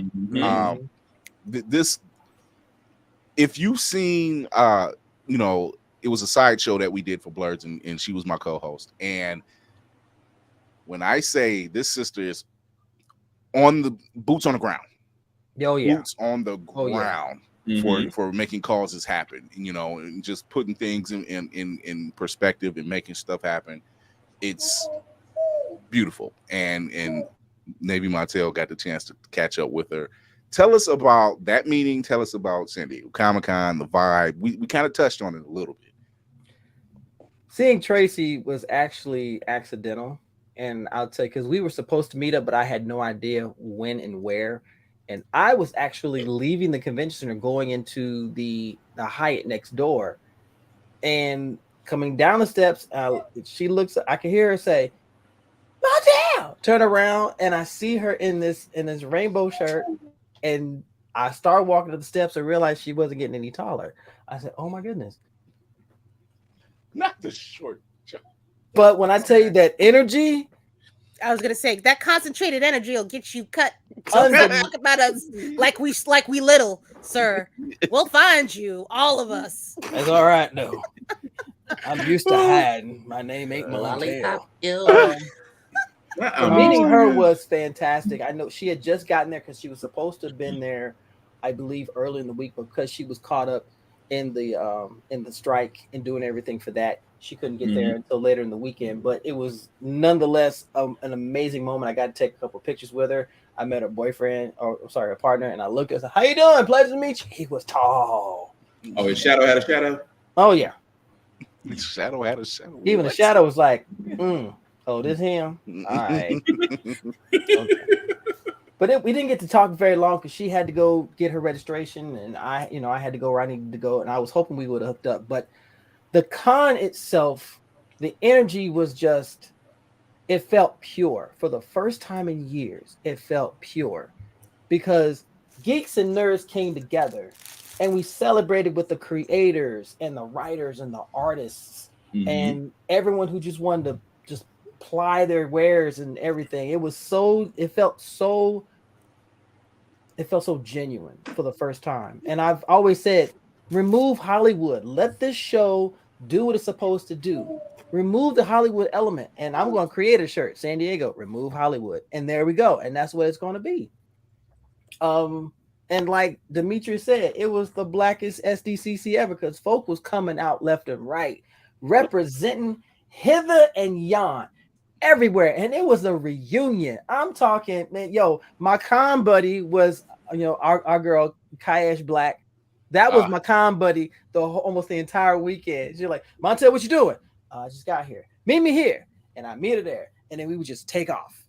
It was so incredible. And it was, and there was not any, the best way I could put it is that the vibe was so natural that it didn't feel like a convention. It felt like just a gathering of people who enjoyed the same things. And there happened to be an exhibit hall. There happened to be Hall H. There happened to be stuff going on in the Gaslamp district.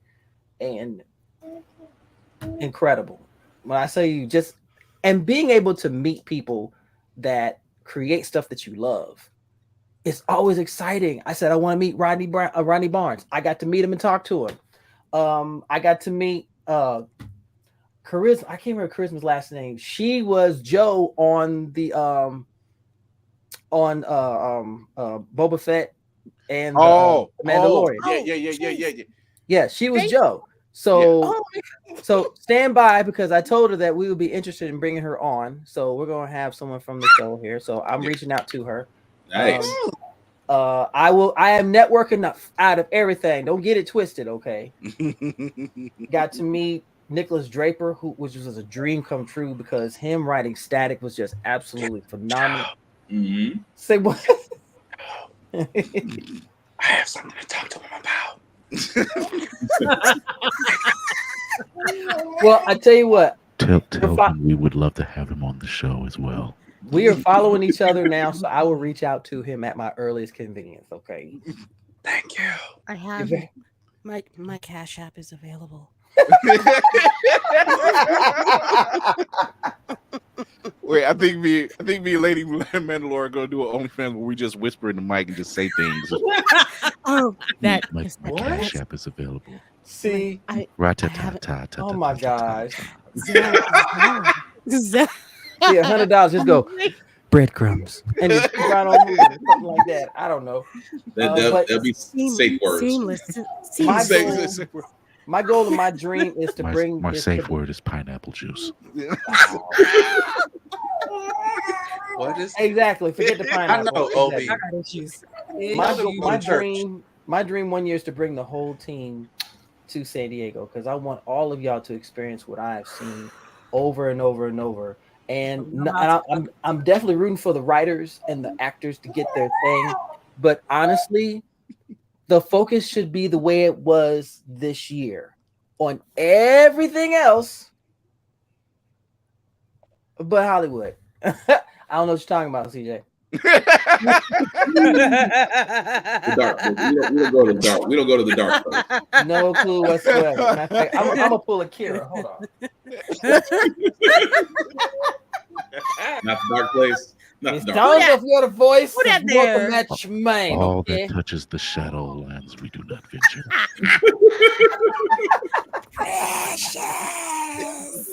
Oh, Wow. Oh my god. Oh my You just god.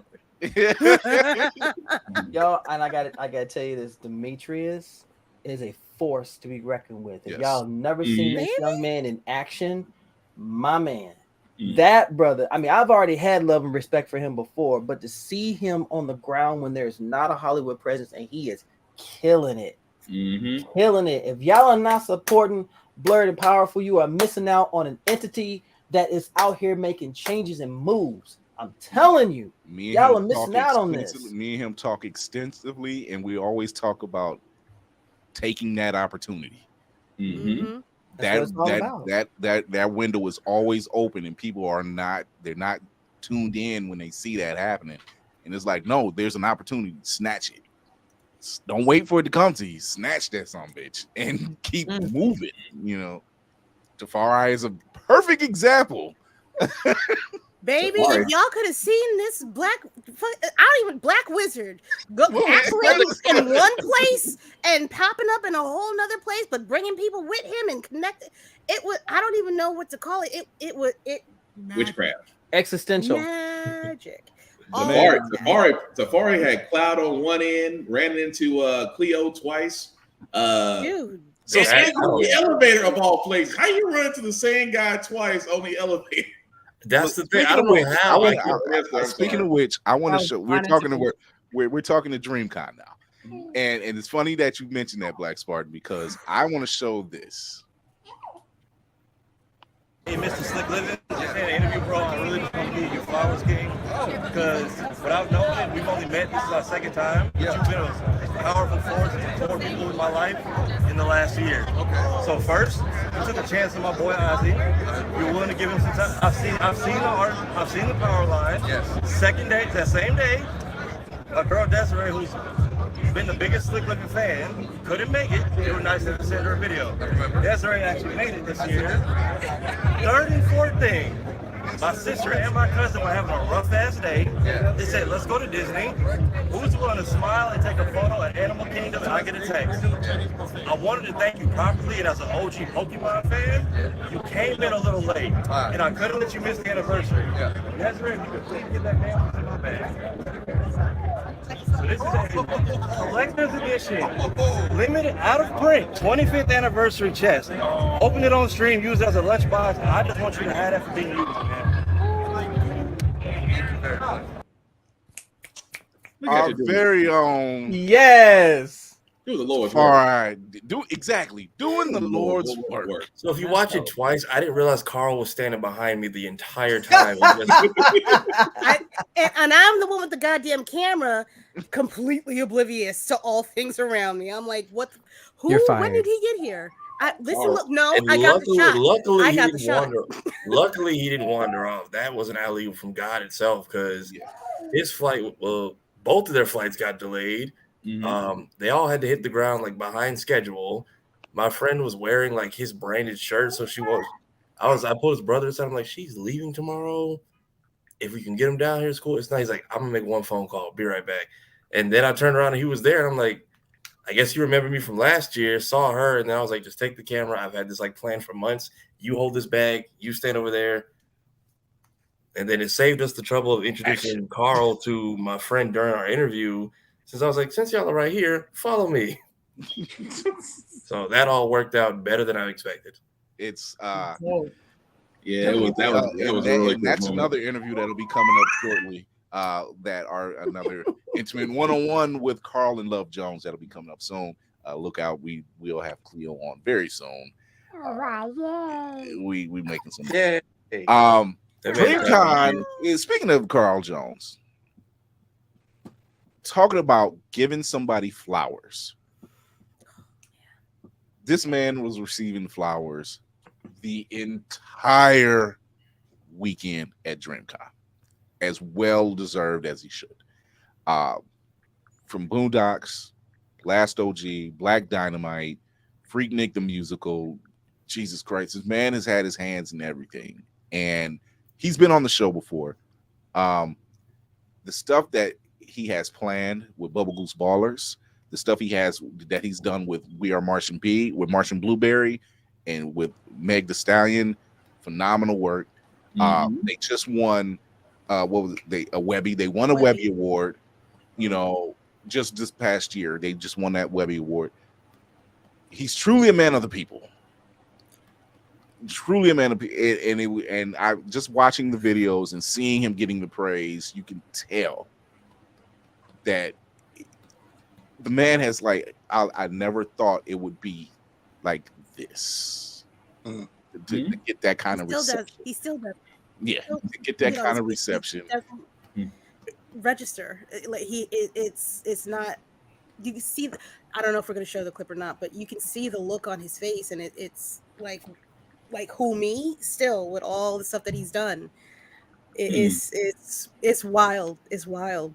I'm gonna have the clip on the YouTube channel because it's just so much to take in, and he ended it.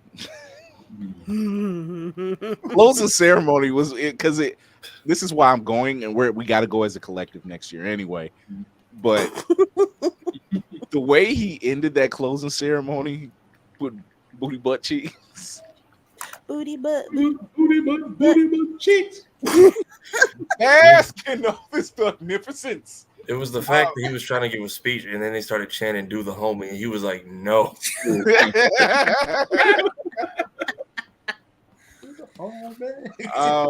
There was a lot of gems that came out of Dreamcon as well. Our very own Lady Mandalore managed to run into our old friend of ours, Geeks and Grubs. Love her. Blerd's here with Miss Mary of Geeks and Grubs. Love you, boo. Thank you so much.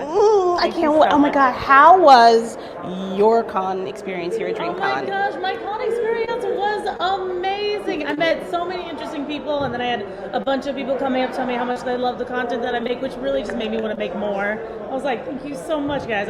Y'all didn't know, but anytime someone tells me something about my page that they liked, it really just motivates me to do more. I'm like, yes, thank you. That is all you need. And for me, this experience at DreamCon is nothing but inspiration and motivation to keep going. Absolutely. If you want to come next year, I advise you to start planning financially right now. It's just gonna get bigger. It's be on time. Be on time. Don't act like that. Come on. What are you planning to do next? I know you've got a few pop-ups here. I do. Yes. So I have a few pop-ups. In September, I'm doing a Jujutsu Kaisen one that's going to be in San Antonio. And then I'm also going to be doing, I haven't figured out, I think it's going to be a Naruto one that I'm going to do in the Bay Area. And I'm teaming up with a place in Houston called Killer Noodle. And I don't know which anime we're going to choose, but I feel like I have a variety. I think you do. I think at least 30, 40 years worth of places. Yeah, maybe. Cool. Jesus Lord, what's your next cosplay? My next cosplay is going to be Ninetales. I have to see that. Oh, that's gonna be fun. Okay. It's gonna be really good. I have a wolf head dress and everything. Where do you get your Swaggy cosplayer made it for me? That's a plug. He was just like, Mary, if you put the fur on it, I'll make it. And I was like, you a real one, Swaggy. I need somebody to do that stuff for me because all I do is just some fashion cosplay. I just throw some stuff together that look cute. You gotta get a hold of Swaggy. His build's legendary. Just on IG Swaggy Cosplayer. That's it. All right, IG Swaggy Cosplayer. That's a free plug, my guy. Look me up. I need help. Oh my God. Jesus. What were some? Did you go to any of the panels? I didn't go to any of the panels only because I was sleeping because I was up partying tonight. I went to the parties. The parties I went to several parties, and also the panel that was called the Cookout. That one tricked me. I thought there was food, and I was like, why am I not a part of this panel? And I'm like, oh, we're talking. We're chit chat. It's like the barbershop, but outside. So next year. You'll be a guest. I would love to. I applied to be one this year, but I think it was all booked up, sold out. Well, I'm gonna write a letter. I'm gonna write a strongly worded letter. Everybody write a letter, okay? Please. And let them know. I can be a food vendor. Let's go. We literally I can be a guest on the panel. Nothing but cardboard pizza and some noodles in this piece. She makes noodles. Like she makes pizza. All the she time. writes on cardboard. Ma'am, sister, sir, whoever's in charge, please. Lovely. Geeks and Grub, Miss Mary.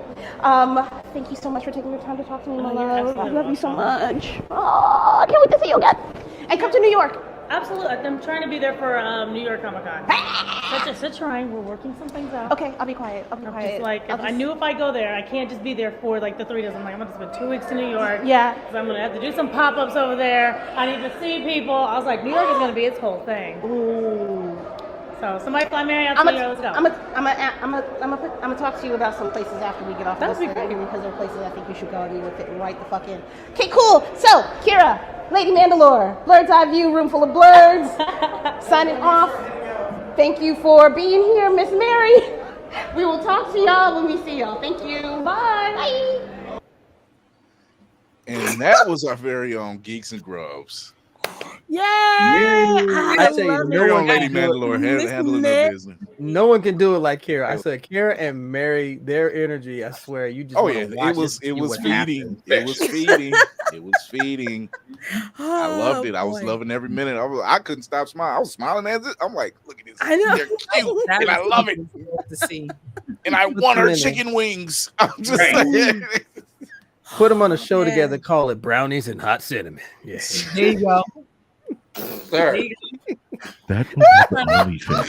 Yeah, the camera hitting at the right is security coming trying to like rush me out. I just had to hit him with the look and go.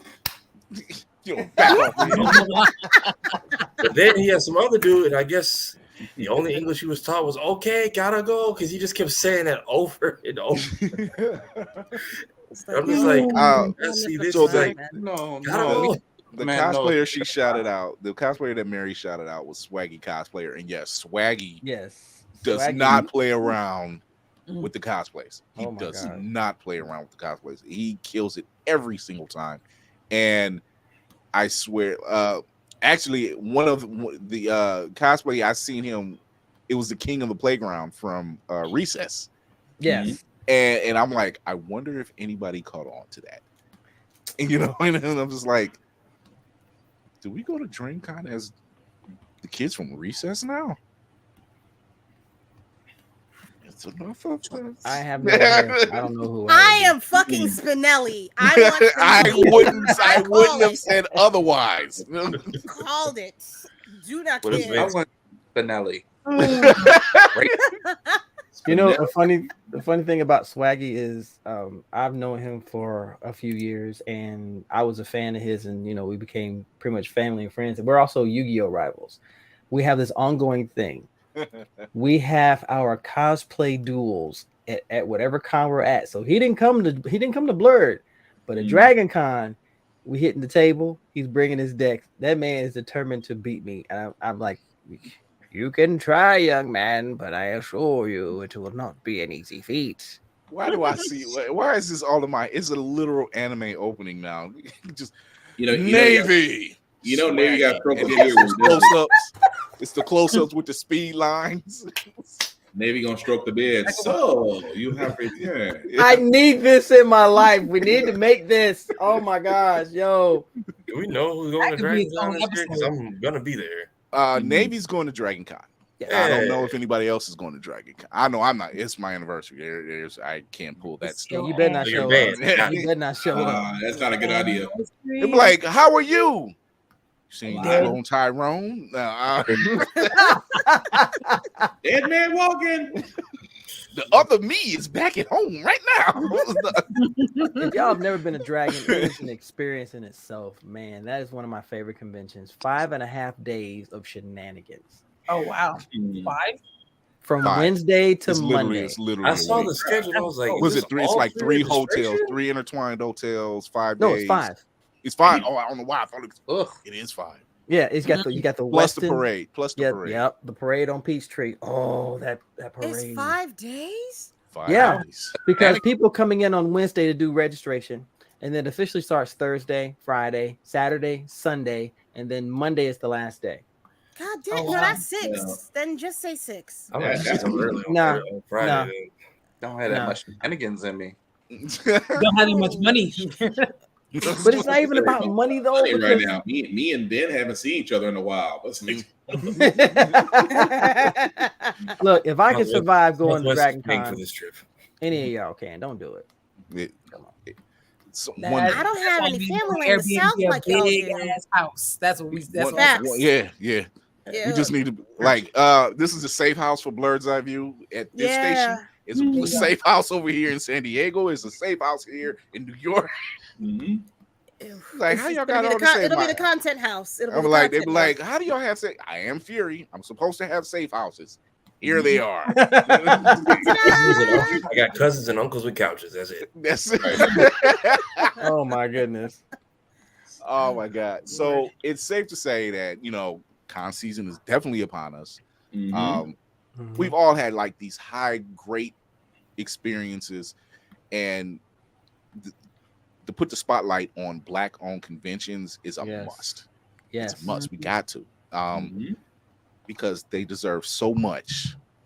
There's so much there's so many creators out there, creatives that's putting in the good work. Black Lions and Cubs is a great example. Akachi Comics is another one. Greg Durham, good Lord, that dude, he's everywhere. Like, I swear that every time I turn, I'm like, dude, you got another project? Jesus, slow down. Mark is the visual. Yeah, Mark is the visual. Ozzy the Virus. All of these guys are out there, all these ladies in support. I can't put it any other way. If you know of any Black-owned conventions, hit us up. Hit us up on the IG channel. Give me and drop a message to me. Hit up Demetrius over at Blerd and Powerful. Drop a message to him. We share trust me, we share the information. So just it goes out. Go to blerdseyeview.org. It's on that front page. Go to Blerd and Powerful. He has a section for Black-owned conventions. That list is definitely growing. And have fun. It's one of these. It's really, and just like that Hilton person said down for Dreamcon, despite the wording, he's out of line, but he's not wrong. If you take that one word out of the whole sentence, it's all beautiful. It's all lovely. It's exactly, and you could tell just from the wording. It was just like, other than that one word, you felt that love, and the Negroes did all right. Right. That's what he minds was in. But but to hear that type of energy coming out saying we had a blast. This like the young lady who was crying about the sunbros and everything. She's showing the crowd. When she showed that crowd, and I'm like, that crowd ain't shit. I'm like, did you see the anime crowd out in LA? That was bad. That's bad. I'm like, that's nothing. Like, tell me you ain't been nowhere without telling me you ain't been nowhere. 3 years in a row, they always put a picture. They always wait for Anime Expo and then take a picture of the lobby and put it in the Discord of Dreamcon. It's like, and this is why we sell limited tickets. Yeah. And then people was tweeting, it is now 3.5 times bigger than it was before. Do not come out here spending money on a platinum ticket trying to meet one person. Pretty much. And then they followed up on the tweet. It was like, none of y'all listened to me, did you? So bad. Where's the after party? There's 15 of you. You are the after party. Go somewhere. Wow. Okay, so Safari, you can back me up on this. Was it pretty much a one-piece convention for Dreamcon? Don't you dare! Don't you dare! Let the man speak. Let the man speak. I will have no affiliation Tells with you, this. hush. Shout out Ozzy Oz the Virus. But yeah, everybody basically pulled up with their pirate crews and was just having a grand old time. Like my brother's like me. At one point, the exploration switch just turns on and we just stop going in our room. This was his first road trip. This was his first time meeting like his whole Xbox crew, which they're all taller than me and no one plays football. Like you talk about Lollipop Gil, stand all 5 of them next to Kira, and then it's just wow. Like going from 5G to 1 bar. Oh my! Raw, my guy. You better watch out when you see me. No, me I and will Ozzy see you. Me and Ozzy were joking last. He's like, man, go have your villain arc, find your pirate crew and bring him back. And I'm like, say less. Look who I got with me this year. So Here is just like this at this point. So she had to keep telling me to slow down because I was walking so damn fast. I'm like, okay, we met these people. Now I want everybody. No, not like I was leaving you behind, but like you had to keep telling me because I was leaving the whole group. Oh. So I'm like, all right, shake hands with these people. Everybody come over here, shake hands with these people. Go shake hands with these people. Look, okay, you have a like-minded person with you, Lady Mandalore. Jesus. I see you. The power of Joy Boy. I see you, girl. I'm with you. I'm with you, Tafar. I mean, we're always my jacket is still on the back of my chair. Damn it! I am a straw hat. Shan't start. One Piece is a cult. I will not change my mind about it. You are not wrong. I will. Oh no! Oh no! What have we here? Oh, the shame! Oh, the if I could pick up my 3 swords right now instead of my child. I don't know how long the has to Verb, go. I'm with you. I haven't either. One day I will. I am caught up. You will never. Now I'm never going to regret cosplay as Uncle The Iroh. doors of One Piece remain open for those that have not been initiated. I would say just this week's episode alone coming up is fun to watch just to see what the hype is about. If anybody feels like just taking a gander. The battles are legendary. Come on. Right. I still got to watch they come out with the prequel for Jujutsu Kaisen. I've been hearing nothing but good things about that. So That I was gotta good. catch Well, that I kind of like that they're crossing over because they've been reaching out to like smaller American and some black animators. So they're like, by the way, I did frames for this new episode. I'm like, they never talked to us. When? Why was this a secret? Yeah. See, and I think that's something else. I actually read an article a few weeks ago where they were talking about how much it costs to do these battle scenes, and like One Piece is like top. Like So top that list. the animation for Dragon Ball Super, they've done that for the whole arc of that was for a movie. They're doing this per episode. Yeah. Then if you They're freeze cleaning some of the fights, and this is how I know black people did this. Some of the frames have words written in them. So like when they beat one of the bad guys a couple weeks ago, somebody wrote "smoking on that Big Mom pack" in like one of the 1 second frames. And I'm like, oh, niggas would catch this. Somebody black wrote this. Yeah. Okay, I might watch that one. It is weird because it's like it's literally That's like a us all 1 day. second impact frame. Which if you know animation, you know how quick that is. So the fact that so many black people was like, am I tripping or did I watch that back? And they all paused and was like, nope, that's in there. I mean, there are some fire action scenes between them, Jujutsu Kaisen, Demon Slayer. They definitely the animation studio sat there and said, okay, no, yeah, I don't know. no amount, no blank check. Cool. Yeah, Dreamcon is the place where you bring your pirate crews, your Jujutsu Kaisen teams, your Sector Vs. Pokemon. Yeah, your powerful 6 Pokemon. The Ed Boys was walking around. I was sad. I thought I seen one bow at Hancock. It turns out I seen like 3 or 4 of them, and I'm like, okay, cool. All right, now there was 2 girls when we went to see Demetrius for the his premiere for the King Vader video. I walked outside trying to see what the crowd was, and there was 2 girls dressed as Futurama with the "Death by Snoo Snoo" sign. Oh, Nurse J. Oh yeah, that was Nurse J. Yeah, somebody was actively getting stepped on, and people were lining up for it. Well, I mean, it is Death by Snoo Snoo. You start charging like the way you go. I mean, it's up there with cosplay work. What do I see? That's what I see. You don't want to start charging people. Oh Lord, the amount of times I heard, okay, I'm gonna take a photo, but I need you to step on me. I'm like, all right, I guess this is just normal. I was ready to take a picture. I didn't need you to put your heel on my back. Like, oh, hold up a second. We didn't discuss nothing. That's where that line. That's that line that you always say. I normally don't do this, but anytime I hear about stuff like that, it just takes me back to Anime NYC. Sorry, having flashback. Like, that was just dumb. I was happy with a hug. I mean, you ain't got to hug me. We can stand right beside each other. But man, that is a stiletto. That is not a.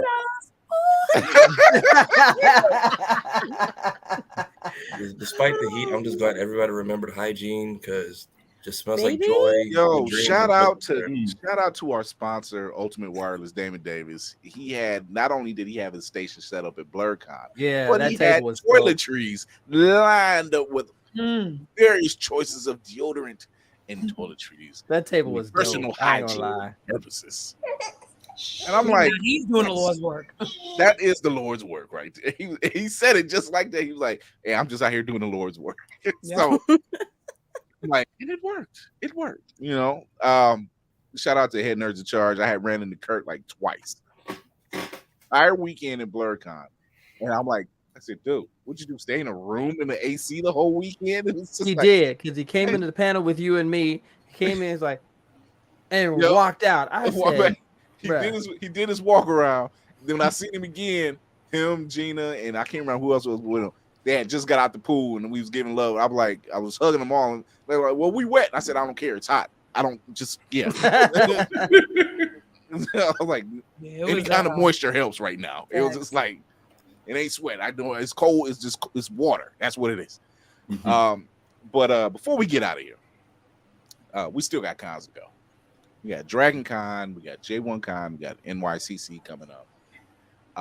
and I'll put Black PAX Label Con Unplugged too. on there too. Yeah, I did apply for my my media badge for PAX Unplugged. So PAX Unplugged. Okay, so it's just a lot, but it's good because we told you guys in season 10, we ain't done. We are far from done. You will be seeing this crew live and in person, like Voltron. And we come together, and shut shit down, and separate and go do what we got to do. It's not like the Avengers, you know. We don't. I'm a quote Scott Summers. We don't wait to avenge our people. Still a cold ass line. I like Cap, and I was like, "Damn, Cap, he shut your ass down on that one." I'm over here with the mutants for a while.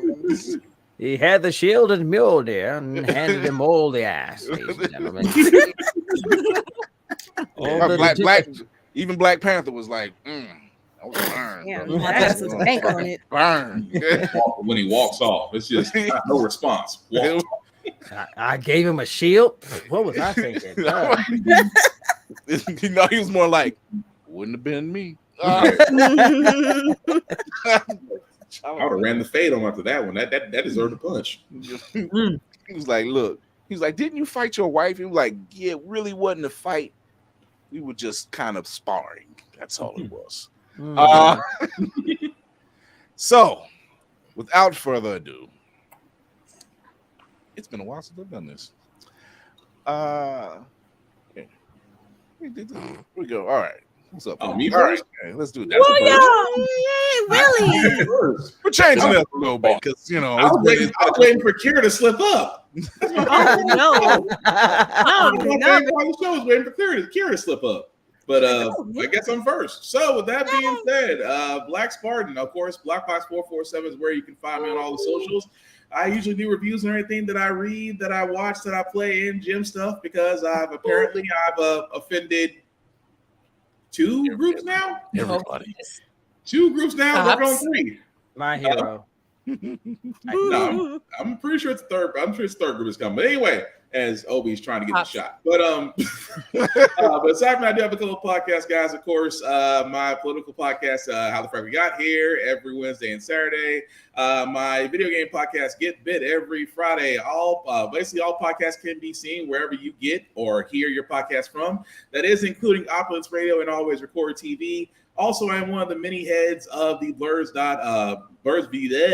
Damn it! I just talked about you. That's Daddy Brand. That's Baby Brand right there. BlerdZView.org website.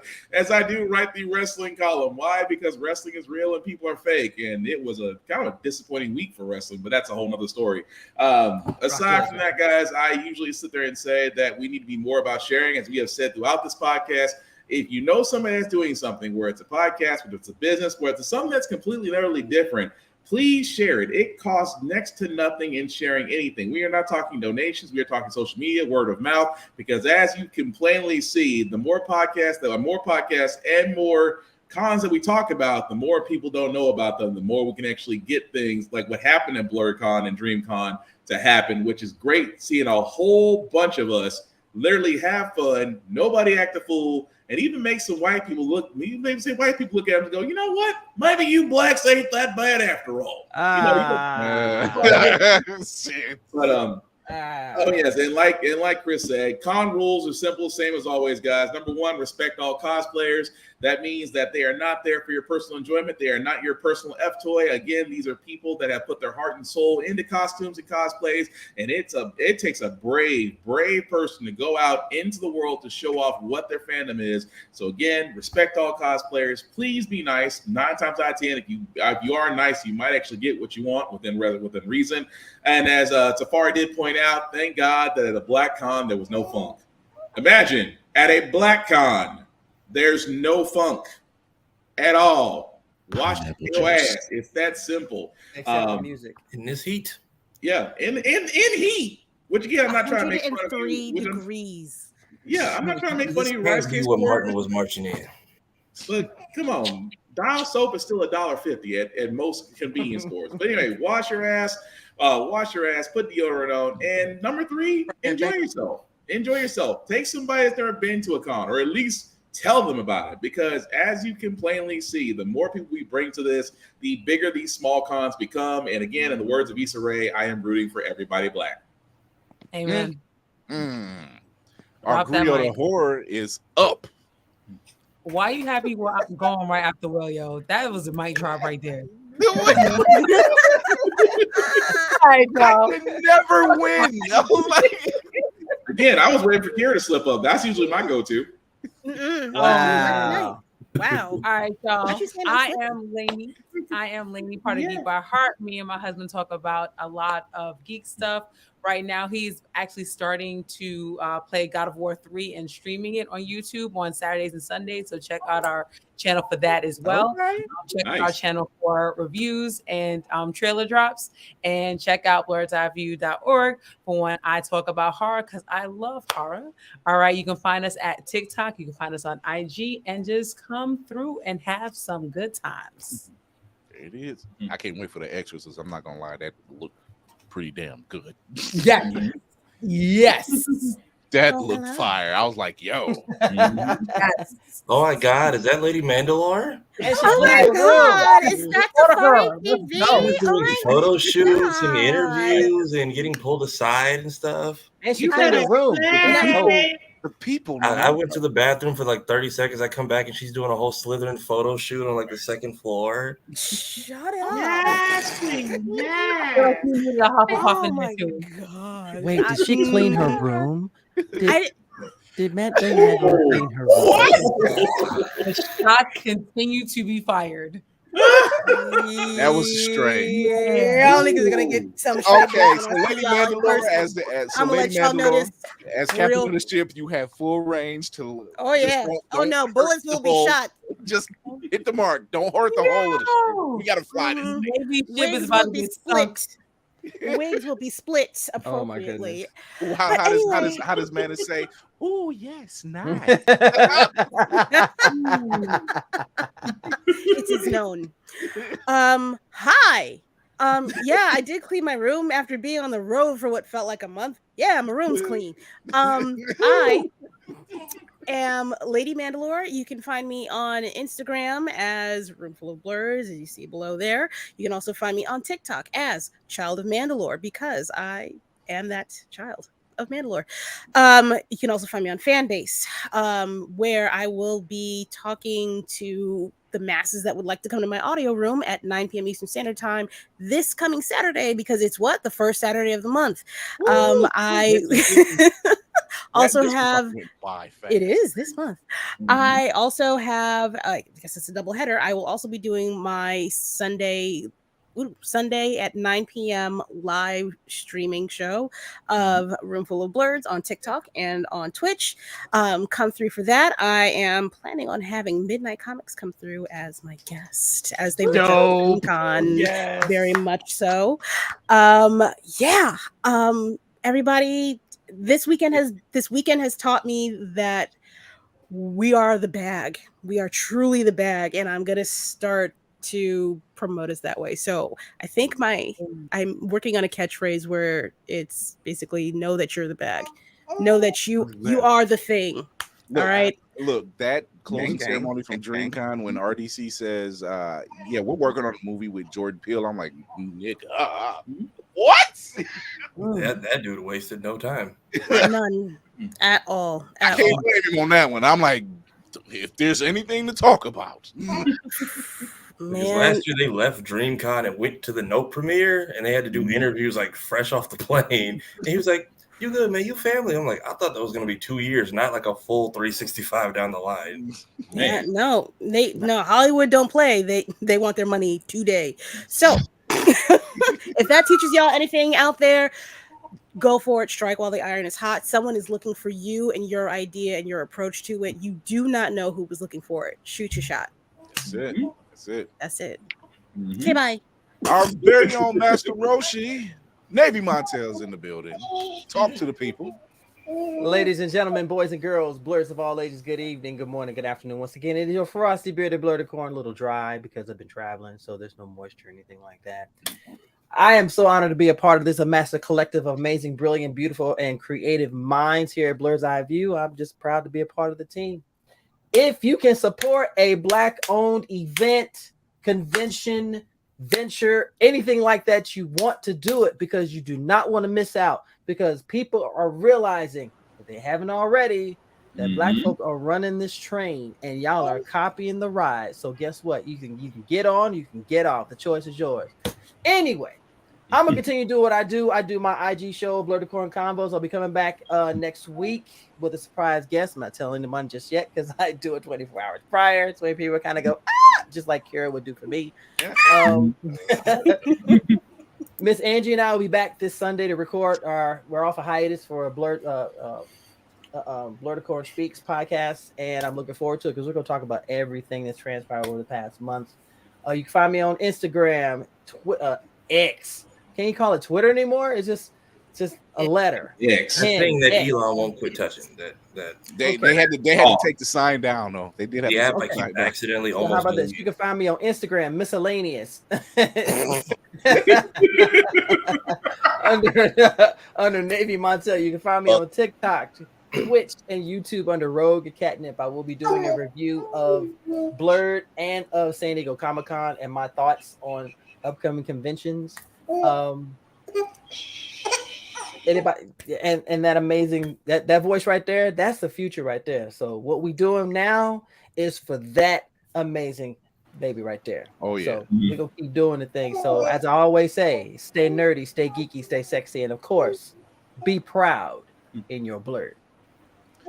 Obi's gonna be the one where the ones that's coming up behind us, we're gonna be like we're gonna be the hooded figures and be gifting things from just like what is all this?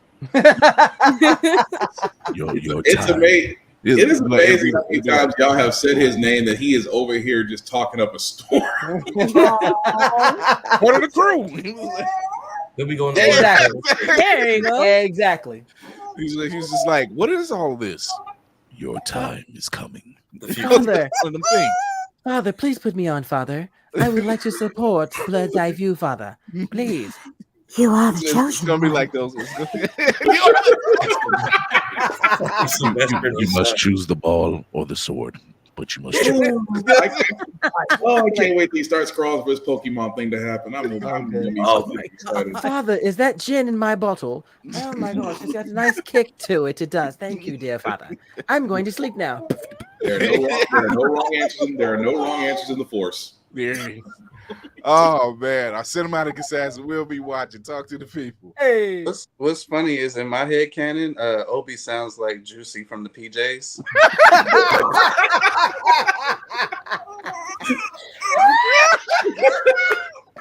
Obi agrees.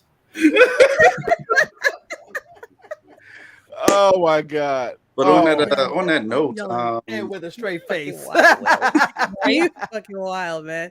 we'll be watching the cinematic assassin, the frugal Funko hunter, the the box office bully of Baltimore. Oh my god! You can find me at Mayhem Media at all of the things. It's YHEM Media. Check me out on TikTok and Instagram, where I hunt down the Funkos I desire by any means necessary. I feel like we touched on something earlier. We should start like a movie line ASMR situation. I feel like that can take down the NPC thing. I feel like, you know, if we start with like a good Wesley Snipes, like, some motherfuckers always trying to ice skate uphill. Hey, yo, that is my everyday line. I feel swear like to we're on God. to something. That is my everyday line. And people are like, why do you say that? I say, because it works for everything. That's why. Rockabye, motherfucker, rockabye. They say that doesn't work. I'm like, try it. Yes, it does. I Yes, it does. Don't be a little I'm bitch. a writer for purefandom.com, where I do trailer reviews. I'm a writer for blerdsiveview.org, where I talk about action movies, because that is where I cut my teeth, my bread and butter.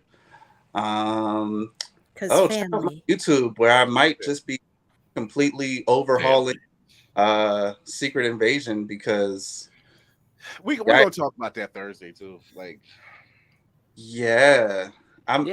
mine is better, I promise. But outside of that, I'll always stress I'm a big advocate of mental health. So always remember that your mental health is important. So take your meds and take that PTO, like me right now.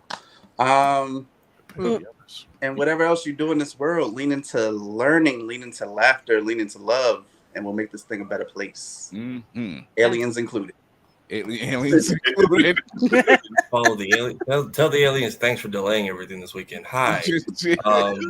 RTV officially on all socials. Crip of the keyboard crip of the comment section. Boots on the ground person.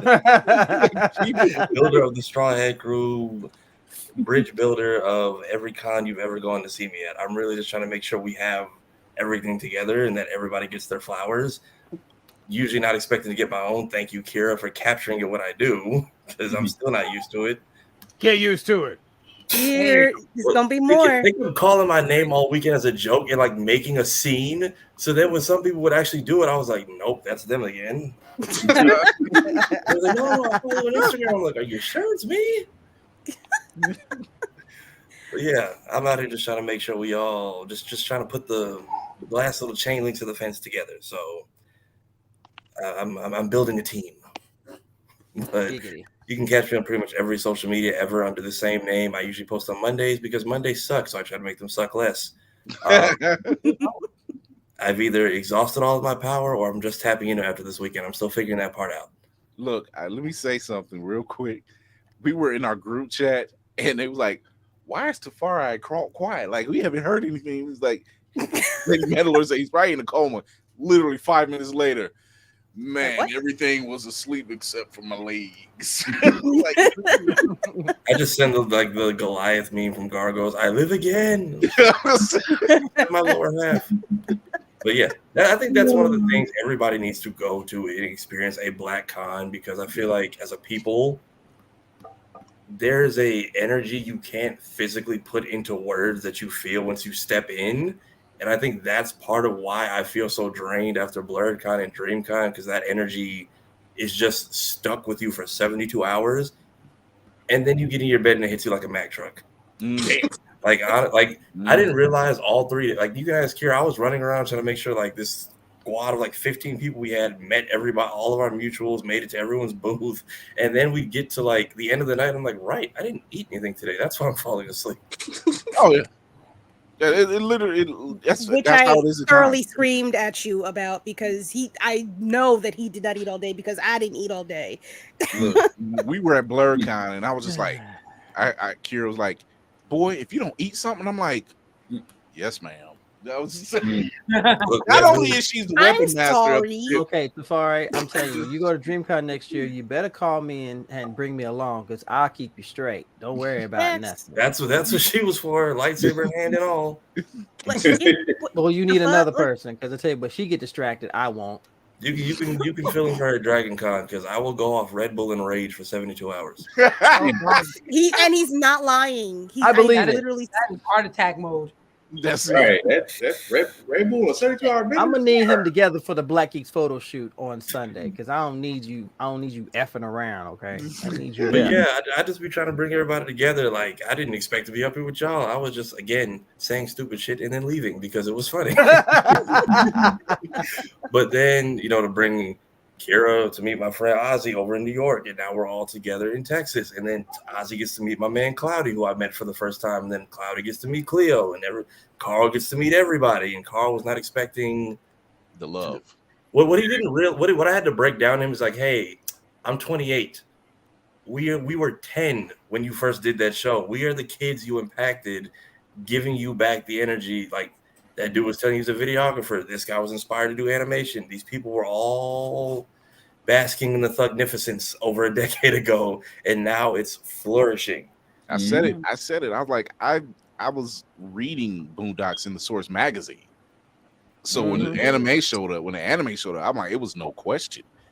And it was then I became a Carl Jones fan. I'm like, yo, this shit's funny. I'm currently editing his interview, and I'm so glad we did our homework because Kira had one question at the end, which I'm glad I do my deep dive on comedy, which he was not ready for because he kept getting Boondocks questions, especially Booty Warrior questions all weekend.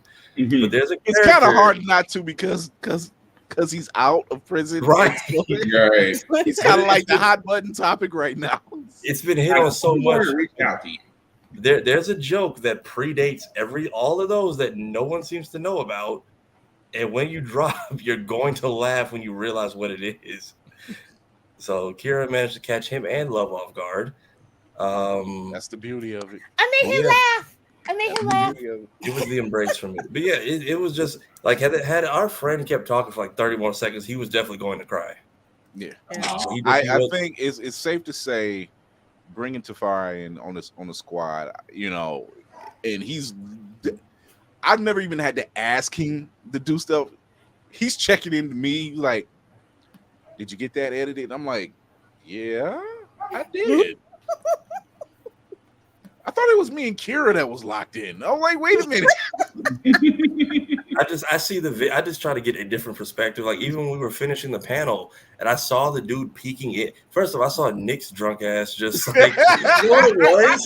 You know what it was? Y'all were so focused. I watched him do it. I watched him like hit it, look at it, then the lights go out and he just looks at it. Like, he just like, I can see him like his brain is trying to like figure out what do I hit. And then he just left. Like he thought about trying to fix it. And his brain was like, nope. And he just slid out the back. I'm not going to touch anything else. I better not touch anything else. Nobody saw it but me, but I was in the corner dying. You should have definitely got that on film. I tried to. I will say this. If you have not, I was just amazed. I'm like, is he gone? I'm like, nope, he's gone. If you have not seen the panel episode, it's on the YouTube channel. Check it out. It's a vibe. The whole thing's a vibe. Yeah. It is not the last you're going to see us. That's for sure. There was something. Yeah. Oh, you had something to. Yeah. So for some reason, even though I've never met these people, like I know I get retweets on Twitter a lot. That does not validate anything. Sometimes, at least for Cree, it doesn't. The oatmeal had to be the finisher on that one. But as far as everyone else, I don't know if it's just the uniqueness of my name or the people I'm around. But for some reason, I talk and people listen.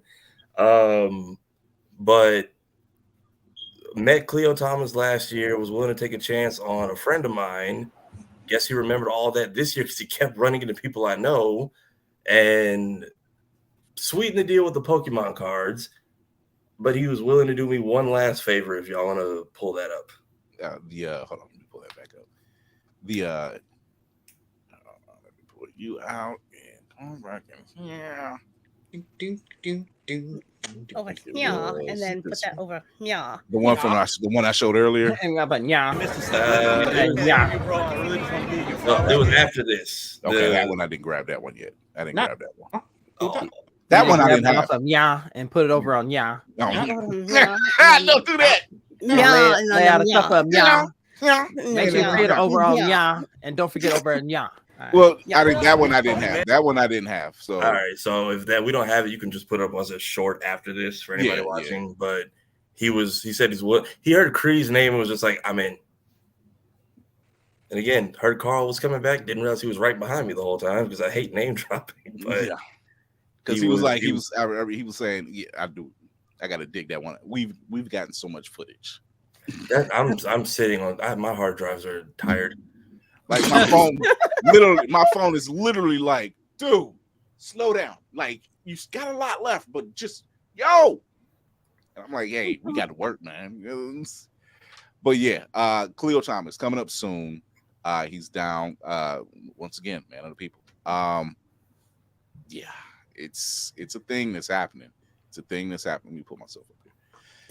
Thank you, Tafari, for lining that up and knocking that down. Tafari has become our talent handler, our media handler, just the handler. Your handler.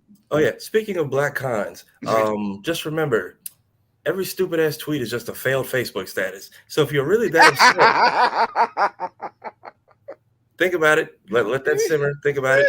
Wow. If you were really that upset about something, tell someone who works there. Talk to the staff. Fill out a goddamn feedback card. Quit crying on the clock app for rage clicks. Nobody cares. He's not wrong. He's not wrong. Damn. It's funny because the comment sections did come for the sister. It was just like, well, that did not go as well as she. You ever see the meme where it's just like they're gonna drag you respectfully? Yes.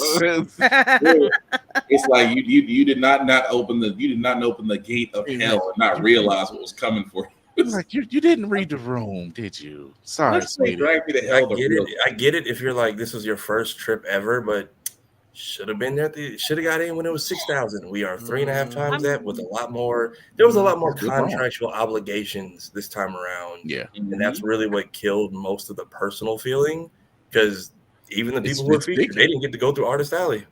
Yeah, it's bigger. It's what happens.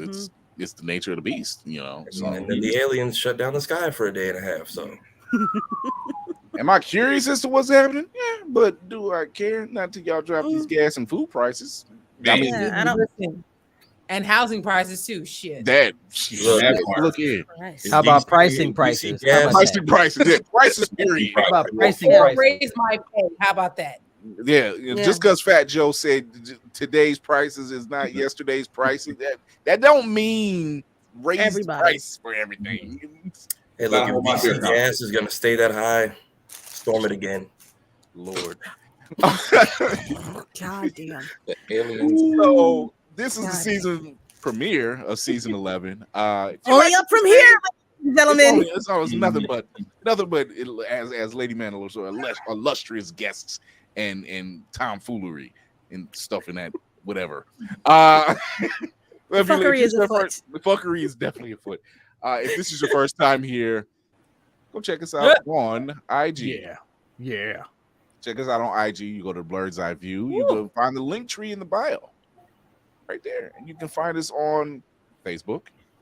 And you can find us on Twitch. But you can definitely show your love by going to YouTube and go to and subscribe to the channel, hit the notification bell, and you'll get to see content that's only going to be on YouTube. And pretty soon, merch is going to come down the pipe. And pretty soon, a paywall. Because we're working on a couple things that we can't air live. And I ain't talking about steak and cocaine. And it ain't only brownies. Or brownies. And it ain't only things, you dirty bastards. We gotta have them brownies. You gotta have brownies. And the steak. I like the blondie brownies too. Yeah, gotta get the blondies. But first, say tomfoolery. All right, 100-year-old fury. Hey, all that malarkey and all that stuff. So, but man, it's been great. It's been a great ride. Just having this to be the season premiere and have these great stories to tell, and have these great creatives that apparently are paying attention to us, and because we're supporting them, it's just what we were looking for. And like Lady Mandalore said, it's only up from here. Like, we're not here. We ain't here to stop no trains. Not them Trump trains. Oh my God, the chat. Okay, no. The chat. The chat. Oh my God. Oh Lord. Getting to live over there? Nothing happening. Oh boy. Nothing to see here. Oh, He on a sale. This is hilarious. the thingy. Anyway. Blah blah. I'm sorry. I am Chris You started Fury. talking about trains and everything too. Yeah, I'm you so want to do a sorry. ghetto premiere? Just fell in line. That's called serendipity. Wait, things and trains. Oh Things and Lord. trains. have mercy. I want to thank this crew, man. This is probably one of the best crews I've had, and we are definitely in tune with everything that we're doing and how we're just pushing this thing and rocking this thing out. And I thank y'all for being on this crew. I don't have a straw hat to wear to give y'all the bow or anything. There you go. Get the glasses. There you go. Just There you go. There you go. But you want me to ghetto premiere this right now, or just what they can wait till later?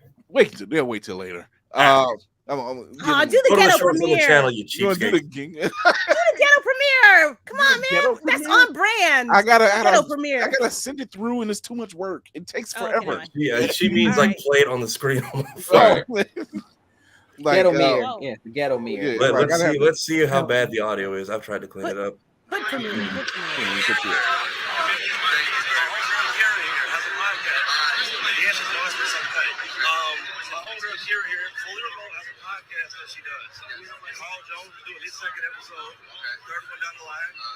Cree Summer just did her episode. I would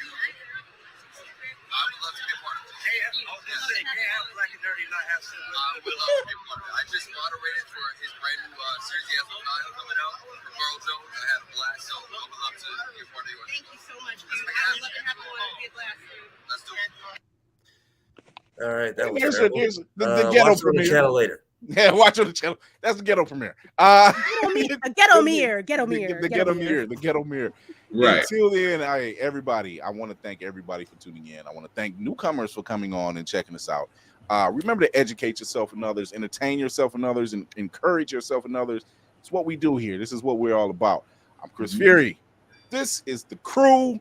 You know how we do. That was not meant to rhyme, but it happens from time to time. Double rhyme. Wow. And tune in Thursday. We are going to be talking about Disney Plus shows. What's happening with the MCU and why are they being listed so low? But we'll discuss all that stuff later. And amongst the other stuff, and you know what? I couldn't do this without really saying this. Rest in peace to Paul Rubens, aka Pee Wee Herman. He died at 70 years old. He had a quiet bout with cancer, so fuck cancer. He brought a lot of funny stuff to our lives, and a lot of people that people don't know. Cowboy was done by Lawrence Fishburne and Phil Lamar as well. So. Mecca Lecca High, Mecca Honey. Oh my God. And Phil Hartman. Phil Hartman was on there at one point. So yeah, shout out, to rest in peace to Paul Rubens. He was also the father of the Penguin on Batman Returns, and he actually reprised that role on Gotham. So that's right. Damn. Shout out to people like that. We're losing greats every day. And there are people that's been a part of our lives in fandom and in all aspects of life. So always checking your loved ones. As Cinematic Assassin has said, take that time off. Take your meds if you need to. Find your tribe. And until then, we will see you guys Thursday.